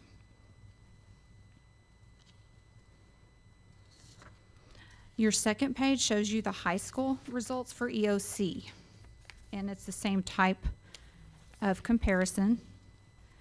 In English, we see very stable scores except for meets level at English 2.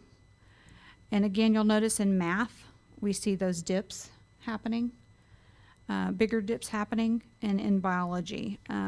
U.S. history was pretty stable, consistent as well.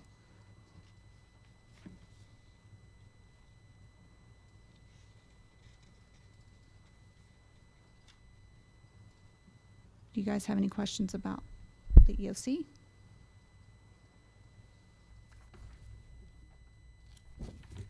You see why we need the ESSER funding across the board when this is where we don't panic. We go, okay, this is where we are. Now what are we going to do about it? And these students do have to pass these EOCs to graduate. So, we're going to continue to work on these for those students that did not hit that approaches level.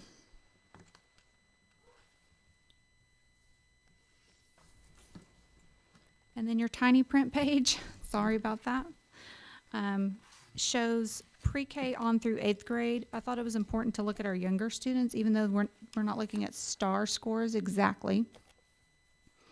In pre-K and kinder, we're looking at a more basic type of test. That's why you see higher percentages, because they're just looking at the basics, and you're not seeing approaches, meets, and masters. You're seeing either they're on target or they're not, except for it does break it down a little bit in math for kinder. So we're looking like a lot of our students are on target in pre-K and kinder, so about 80%.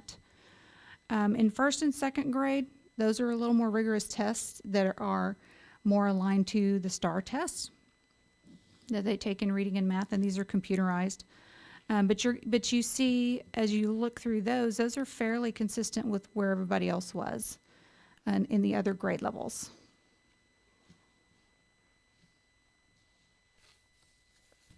There are a couple areas, that we want to investigate and look at and make sure that we're using the resources from our ESSER funds to address where we see bigger dips than others. So we're definitely going to address those. You also see like 5th grade did amazing here. They hit that 41% at meets for reading and 45% at math at meets, and that is surpassing or at our board goals that we had set. So they're doing great right there. Our 8th grade as well in reading was 41% at the meets level. And I was really pleased to see our 1st grade reading at 20% at masters. That is a difficult test, so we did some things really right, even in the midst of all of this.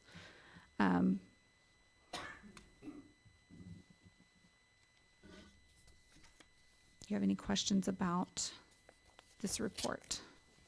Does anyone have any questions? Very good. A lot of good Thank you. information. Thank you, Shelley. Thank you. And like I said, this is just preliminary, so as we get the other scores, and we're not rated this year, no one is, but this is basically our baseline. We're all starting over. Now we know where we are, what we need to deal with. We used our funds wisely, our plans of action. I feel like we're already ahead of the game, really, because we came back January 20th, where some districts finished out their year going virtual all year long, and it's not good. We already had our learning design, our focus in place, our coaching in place. So I think we just need to roll with it now and add to it everywhere we can, with our goal being to, our goal is to get everyone caught up by the end of next school year. And if we miss that mark, we'll know we tried everything we did to get there. But that's our goal, that's our focus, and that's what we're going to concentrate on. All right, so to continue on as quickly as I can, like I said, I know there's a lot of information, but it's that time of year where a lot is going on. Update on grants received. As we said, this ESSER is a huge allotment. Prior to this, we'd already been writing grants. I have to thank Ms. Dominguez for her hard work in doing this. She is, told her she has become curriculum director / grant writer. She's very good at it, so I try not to abuse her too much with that. But we had the blended learning grants that we've been receiving that has helped us. That's how we were able to do so much coaching through this pandemic for our teachers and provide support and move us towards our learning design framework, which I think is going to be the biggest reason we're able to get our kids where they need to be. Because everyone else is trying to grab hold of that now in the midst of the chaos. We already had it in place. We just have to make it happen now. So that is such a blessing. We did get the second part of the blended learning grant execution grant for $100,000, which is going to help us with pay for our blended learning specialist to provide that support. Because it's one thing to expect it, it's another thing to go in and inspect and support. We have a Math Innovation Zone Sustainability Grant for $30,000 that we have received.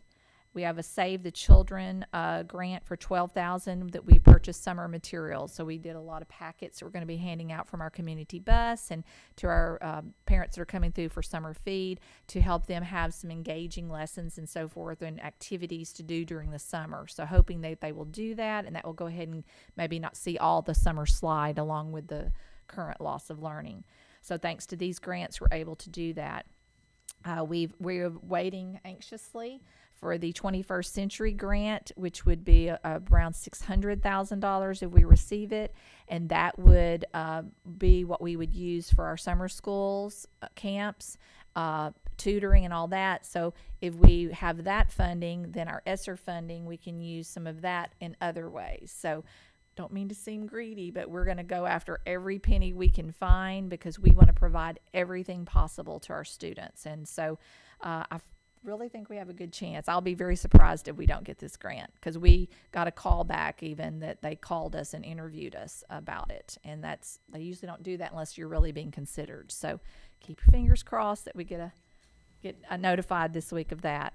Also an Effective Schools Framework grant, which would be $90,000 for AC Blunt and $90,000 for Charlie Marshall, which would help as we look at focusing in on these students to ensure that they're receiving the tutorials and the tracking that is needed. And finally, she told me today, I didn't even know she was writing this one. Now she's writing a Texas Reading Initiative grant, which would be $140,000 per year for 3 years. So go, Shelley. Wow. We support her anyway. I said, you just tell me what you need, girl, and we'll sit together and work as a team. Get you all that data. So anyway, but when you have the money, you just can get so much more done and help support our teachers in this hard task. On our PR update, as you know, for the past 3 years, we've really pushed to make sure everybody knows how great Aransas Pass is and continues to be and will be growing to do even more. If you had today, our new billboard went up. Ta-da! Is it going to come up? As you leave out, there it is. Aransas Pass ISD, Pride of the Coastal Bend. This is as you are coming out of Gregory Portland and coming around the bend where all that construction is, and Bradley's is on the right, and Chenier, and you look over to the left, it's where the Shrimpery billboard was. We just replaced Shrimpery with this. It went up today, and it should, and we also requested there should be 4 purple flags at the top of it also. We wanted gold, but they only had yellow, and so I didn't want to go there. So I said, if you don't have gold, then so there'll be 4 purple flags because we want it to really stand out. And I'd seen some billboards with flags. I said, call them back and see if we can have flags, what that would cost us. So, there's a lot of people over in that area moving in, new workers. They sit in traffic a long time. They can sit there and think about us and go, I wonder if I should send my kids to school there. And yes, they should. So we're going to make sure we're out front and center. We are doing some promo videos. Did we have that one? If you didn't, that's okay. Promo videos is like 30-second videos that we're going to push out beginning in July that Roland's working on. This is our first one that'll go out the first week of July. Just a quick snippet. Go out to where? Through Facebook, and we're going to boost it out to broader audience. Where you start your journey, make new friends, talk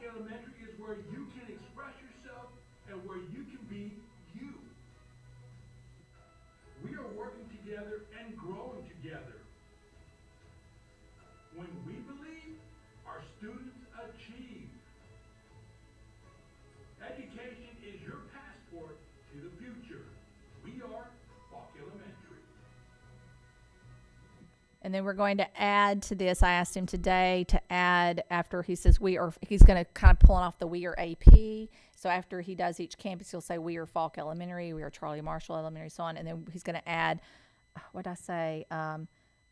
If you're interested in joining the Panther family, go to our website at APISD.org. So we'll push that out through Facebook, and we're going to boost it. You can pay to boost it so that it goes out even further. So we're going to use that because people share. So it's just another way for us to try to put out what's going on here and share the good things. Because we always talk about you tell your story or they'll make one up. So we're telling our story all summer long through the billboard. Then in July we'll start the promos, one a week for each campus. I had Blaze get information today on commercials through 3 and 6. 6 is can't afford. 3 it was at 3, right? 3 was the one we might be able to afford. So we may be doing a commercial if we can work something out with them. Because once again, you got a lot of people living in Corpus or temporarily. They're thinking about, do I really continue that drive over here? Where do I want to live? Well, if you've got kids, we want you to pick us. So. And plus, it just changes the conversation. People need to know the great things going on here. So we're trying to, I hope you agree with me. I'm shouting it from the rooftops. I just love Aransas Pass. I think there's great things going here. And so I'm looking for every way I can to tell our story. And Have we thought of radio? Or have we looked into radio? And on that note, I'm glad you brought that up. I do have a contact now for radio, and she reached out to me, so don't let me forget tomorrow to tell you about that. Yes. Portland has a very good promo. Yes, there's on a their person radio. that reached out to me that said that they've helped the chamber before, and Rosemary told them about us, and she reached out to me. So thank you. I had forgotten about that, but yes, radio also. We're going to be working on a new campaign. This came out of one of our brainstorm sessions for ESSER, thinking about how to build pride, bring back, help, because we have a lot of apathy in our students. And, it's just a lot of that fallout of, and we don't want that. We don't need that. So how do we build that pride, get excited? So we're going to work on a campaign called Paint the Town Purple. And so you'll be hearing more about that. We've already ordered decals. We're going to be looking at big banners and selling them to the businesses and families to put out in their yards, yard signs. And we're even looking at the panther that, I don't know if you saw the little black panther the little one was hugging. We're seeing how much those would cost because, I don't know if you've ever driven through Hutto where they have the Hutto hippos and every business has a hippo out in front of their business. Well, why don't our businesses have a panther out in front of theirs? So we're trying to find those panthers and let the businesses put them out in front of their, when people drive into Aransas Pass, they should see purple. They should see panthers. They should see pride everywhere and everyone being, so this alliance we formed needs to be more than just an alliance in a few areas. It needs to be seen. It needs to be heard. It needs to be talked about. I was talking to a gentleman last night in the Dairy Queen line while I was waiting for my food, and anyway, I was telling him about. He was just talking about pride and stuff, and I told him I was just telling him, trying it out on him. What he said, "Girl, I'll paint my fence purple. You just tell me when we are going to do it." And I loved it. So you're listening. I love it. He said he'd paint his fence purple, and I thought, let's do it. Anyway, so more to come on that. So that's our PRO update. Any questions on that? Am I heading down the wrong path? You No, okay? you're good. All right. And then I gave you the PR timeline on some things so you can kind of see where we're going. So I'm just trying to keep you updated on the things we've planned. The next one is summer scope of work. I want you to know what's going on there because some of you brought up some of these things in the board that you'd like to see. So I want you to already know what's on the book. So real quick, we'll be doing a deep clean of all campuses. Of course, trying to stay ahead of the grass that grows quicker than we can mow it sometimes. We are down a custodial and maintenance staff right now that have left us, and we're having to rehire. So we're struggling a little there, but we're working to get them rehired. We're going to be looking at the landscaping, using an outside contractor due to us being limited on people in-house, and we need to get this done, because if people are going to, we're going to do all these commercials and all this, they come over here and look at us and they go, that's our face. We got to have a good face. So landscaping by outside contractor, they're going to remove all the dead trees. Pretty much all the palms in front of the high school are dead, and one we're afraid it's about to fall. So we're going to get them to come in and remove them, because our guys don't have the equipment to do that anyway. And then try to replant where we had, because the front of the high school is going to look horrible after, because there's nothing up there once we get rid of all of it. We're going to also look at painting by an outside contractor. The top of the AC Blunt gym, we've tried power washing it. It won't do any good. It needs to be painted. So we're going to hire a contractor to come in and paint it back the color that it's supposed to be. And then we were thinking that's almost like our water tower over there. We've been looking at it, so I wanted to know what you thought about the idea. On one side we put a banner with "We Are AP," other side we put, or maybe "We Are AP" with the panther head. We thought about hanging banners up there.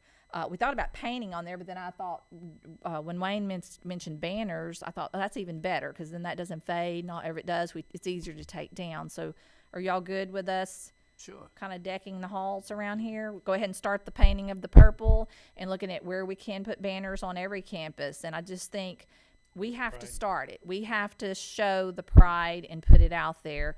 And then when the kids come back, I want them to come back going, just like, I want them to hit them in the face. I want purple to hit them in the face, so that they're like, wow, this is exciting. This is new. This is fresh. So is everybody good with that? Absolutely. Okay. All right, because I can get a little crazy, so you'll have to stop me sometime. That was in the survey, was a big item there for pride, and so. Yes. Yes. I didn't look at all the comments, but did the students or the kids? Well, it's hard to know, because Feedback you don't on know that? who's responding. So I don't know that. Oh, okay. I don't know who it was. I would hope that would be the kids, but we have some ideas to help with that as the year goes on. We also need to fix the columns on AC Blunt, because they have deteriorated to the point that we don't feel they've got to be fixed this summer. So the contractor that worked on the tilt walls at the high school, we're having them come out and give us a quote to fix that. And then very soon I'm going to have to bring back to you the conversation about the tilt walls at middle school and here at Charlie Marshall before we deteriorate too much further. But we're going to fix what we can right now, and then hopefully through all this wonderful grant funding and all of this, I'm hoping I can play the shell game and bring you back a good scenario. So we're hoping to do that. I'm scaring her, I know, because I told her, I said, it's going to be a shell game, but we're going to do it. We're going to make this all happen. We're going to be working on Walter Noble, because it's a focal point on a main street. I know y'all brought up another conversation about that building, but in the meantime, until we get to that conversation, we're going to paint the little anchor and stuff that's out there, clean those windows up, and maybe even paint the windows purple, or we just, in the maintenance building, back of the maintenance building, all that area, we're going to clean that up, paint any signage that's faded. We're going to have new signs made so that everything pops. We want it to look fresh and clean. So I just think that says a lot to our taxpayers too. You can't go out and ask them for more money or expect them to appreciate what we're doing with their taxes if we're not taking care of everything we have, whether it's old or new. It needs to look good, and so we're trying to do that this summer. That is our goal. I said by August 1st, I want this all done. So we're trying our best, so we can find the workers. That's hard to find people that want to work right now, which is unfortunate. We are going to see what it would cost if you're okay with this. We kind of look like another school district here on this building. We'd like to paint the gutters purple here on this building. Does anybody have an issue with that? They're blue right now, if you haven't noticed. We had a blue skylight one time. Oh, okay. That was ordered by mistake. So yeah, we're on the same page. Okay, so if you're okay, and if we can afford it, we were going to get the same painters to come over here and paint this purple, put up some banners. So, I mean, if we're purple, let's be purple, and gold. Of course, it's hard to find gold. So, AC Blunt tennis court area, we're going to take that fence down because when we put all that other new fencing up, that old rusted fence is going to look horrible. The kids call that the cage, which has just distraught me since I've been here. When we put them in the cage, I'm like, that is not the culture we're trying to create here. You little guys, get in the cage. So we need that to come down. And then our guys are going to kill the grass and all those little cracks, and because it's really not useful. You can't use it as a tennis court now because it'd have to just totally be redone. But it's a good surface for them to hang out on and play little games and stuff. So they're going to fill in the cracks, and they're going to put a sealant on it. So it'll look nice and not have the growth on it, and that old fence will come down. So we're doing that this summer. Whew, got a lot to do, and we only got a few weeks. Power washing, Charlie Marshall, maintenance building, Walter Noble, and the stadium seats. Hopefully we get all that tape off where we had to distance everybody, but that may come with wear and tear. Stadium, we're going to move the Connex boxes, and we're doing the stadium light. Is it replacements or what do you call those? Yeah. Because they were falling down. That would actually kill someone. Gyms, all the floors will be refinished. Keyburger, they're moving along with that quick. Our guys have been remodeling the office, just the few office spaces, so that special ed can be our pilot program to move over, see how that works, and then we can start next year getting the rest of us ready to move over. Welding shop, or what we're trying to get electrical. We're having problems getting quotes to do the electrical for the Keyburger end of the gym to do the welding. So by July, if not that special board meeting, I may be coming back to you with an action item so we can get moving on that. So, and then we need some HVAC replacements, 3 at the high school, 2 at Charlie Marshall, and high school needs a drip pan, which is going to take it sounds easy, but they're going to have to get a lift up the unit, put the plan under, which will stop some of the drips and stuff that we're having. So that's about $46,000. We're working out of this year's budget to do that. Because like I was telling Cheryl, we have to get this done. Let's go ahead and pull everything together we can to get on the books to get this finished, along with all these other projects. And then some of these things we can use ESSER funds for, because like if you're building pride and you're helping overcome apathy, we'll be able to repay ourselves back. So we're kind of playing a shell game right now. There might be at some point I have to come to you with a budget amendment, but just I hope you're trusting me that we're forging ahead and we're getting things done as fast as we can. And then I know I'm scaring Cheryl to death with all this, but but there's a method to the madness. So that's summer maintenance. Any questions on that? Okay, and you have in your books the first reading of Policy Update 117. For those of you that are new, we always give that to you 1 month, and then you have all month to read it. Call and ask me questions, shoot me an email. I'll try to get answers for you, and then the next month we bring it for you to approve. Okay? The TASA-TASB convention is in Dallas, September. I didn't write all that down. 24th to the 26th. Okay. Or you have what Dr. Zendejas mentioned to us in October. They're going to have a local Region 2 opportunity for a conference. So we really need to know, The registration for the TASB opens on July 22nd. okay. So by the next board meeting. So if you could be thinking about which one, we don't have a lot of information or any information about the one here yet, but as soon as we have it, I'll send it out to you. So you'll need to think about which one. Of course, going to Dallas would be more expensive, but it's a time for you to grow and learn and go and be with others from the entire state. That would mean flying. I don't think you want to drive that far, flying and hotels and all that, and that time or this one here. So be thinking about what your pleasure would be on that, so we can make sure we can get everything booked. You have the calendar of upcoming events in your packet.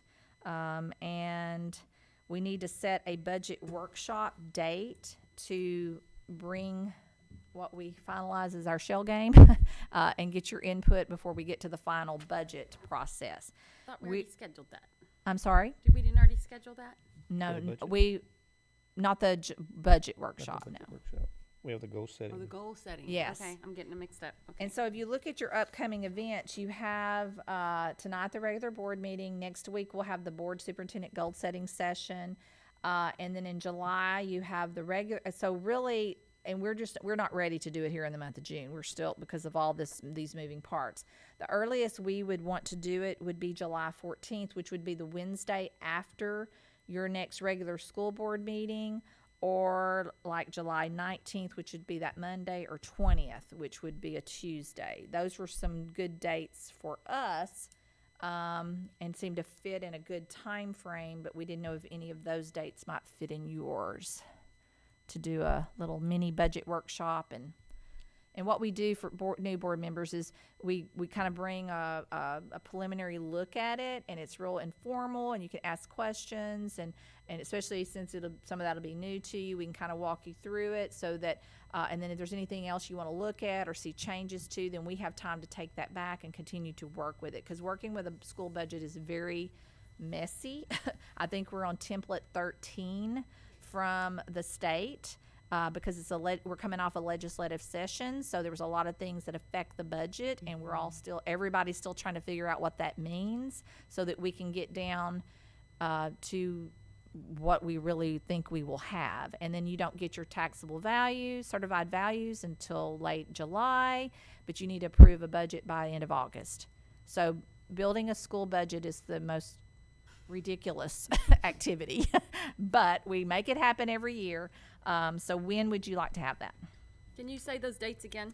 That y'all, We were thinking July 14th, which would be just the same our week as board your meeting. regular board meeting, which you may not want to do We have a two board meeting meetings that in a Monday. week, or the next Monday night after that, which would be the 19th or the 20th.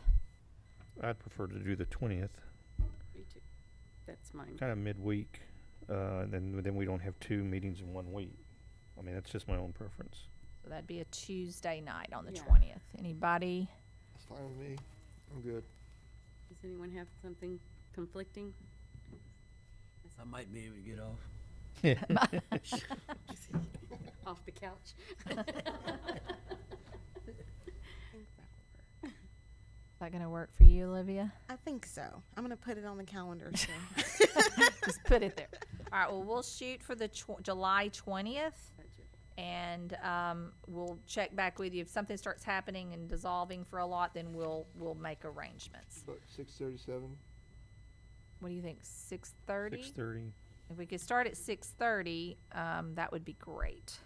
So we'll say 6:30. Okay, whew. There you go. That's the superintendent's report. Not much going on. All right, thank you. Agenda item 6 are the financial reports. It's included in your board package. Does anybody have any questions?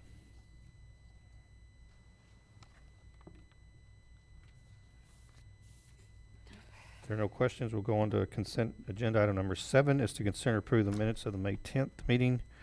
Are there any corrections to the minutes? If there are no corrections, do I have a motion to approve the minutes of the May 10th, 2021 regular board meeting?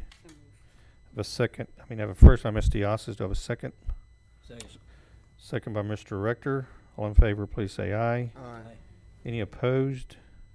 Motion's approved. Item number 8 is to consider and approve resolution of the board regarding ESSER 3 and policy CB local, state, and federal revenue sources. Ms. Cook? With the ESSER funding, it became clear that, as you can see by this resolution, it talks about TA notified school districts of the opportunity to apply for these funds, and TA published guidance how we are to use these funds, and then where we have, it goes into, gives the Board of Trustees the exclusive power and duty to govern and oversee the management of the public schools of the district. The board finds, I'm kind of paraphrasing this very quickly, the board finds that a need exists to adjust local policy provisions to address public notice for federal grants and awards and approval of requiring grant plans. So that's basically what you're doing, adjusting some local policy due to this very new, we've never had this type of money out before. So you're being it resolved that the Board of Trustees adopts the following text for inclusion in our local policy CB. And what it would change is, it is stated here by the two bulleted areas. The district shall provide public notice of federal grant applications through an information item at a board meeting and by publishing information on the district's website. The district shall make available opportunities for public input as required by law or granting agency. So therefore, with the hearing tonight, it was posted, they had an opportunity, and they were made aware that the funds are there. Approval of required grant and award plan shall be by the superintendent. That was the recommendation when we received this from, I think we got this one from TASB, didn't we? That way, if you give me the authority to do it, I can go ahead and roll with that, since we only meet once a month. And instead of having to stop every time we need to move forward. So if you are good with this, I would request that you approve this resolution so that we can work very fluidly with our ESSER funding. Does anyone have any questions?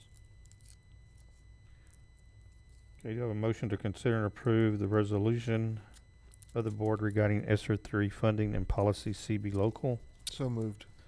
I have a motion by Mr. Mullinack, a second by Ms. Diossis. All in favor, please say aye. Aye. Any opposed? Motion's approved. And then you did say you'd be keeping us updated monthly Definitely. on those plans. Oh, okay. yeah, every in the weekly updates, when I make myself sit down and do those, your weekly updates and your board meetings, I will give you updates on all of that. Thank you. Item B is to consider and approve administration to request a request for qualifications for disaster recovery services company. Did you want me just to speak to that? Did you want to speak to it? It's a formality. During the recovery process after Hurricane Harvey, we used Belfour. Prior to that, when we had some minor disasters, we had used Gerloff. And this way, working with FEMA, they want this process to be procured with a competitive process. So if we do this, we'll be good to go with all the requirements and regulations that FEMA would require, plus any federal guidelines. This also goes with federal guidelines and our policy, because the restoration for Harvey was $20 million, which is way over our $50,000. So this is just a formality to cover our bases. Right. So we'll out request for qualifications, and then we'll vet the companies, and you guys will bring them back for approval. Okay. Do I have a motion to approve administration's request to go out for an RFQ for disaster recovery services? Have a motion by Ms. Butler. Do I have a second? Second. Second by Ms. Diossis. All in favor, please say aye. Aye. Any opposed? Motion's approved. Next agenda item 9 is topic for future meetings. If any board member would like something discussed or put on the agenda. Any request? Wait till our workshop. Okay. In light of that, we'll move on to number 10, which is to convene an executive session as authorized by the Texas Open Meetings Act, Texas Government Code 551.001, concerning any and all purposes permitted by the Act, Section 551.074, to discuss personnel, resignations, new hires, deliberate the possible appointment of a public officer or employees to a school guardian program. Item 2 is Section 551.076 and .009, to deliberate the deployment or specific occasions for implementation of security personnel, critical infrastructure, or security devices. Time is now 9:43, and we'll convene an executive session.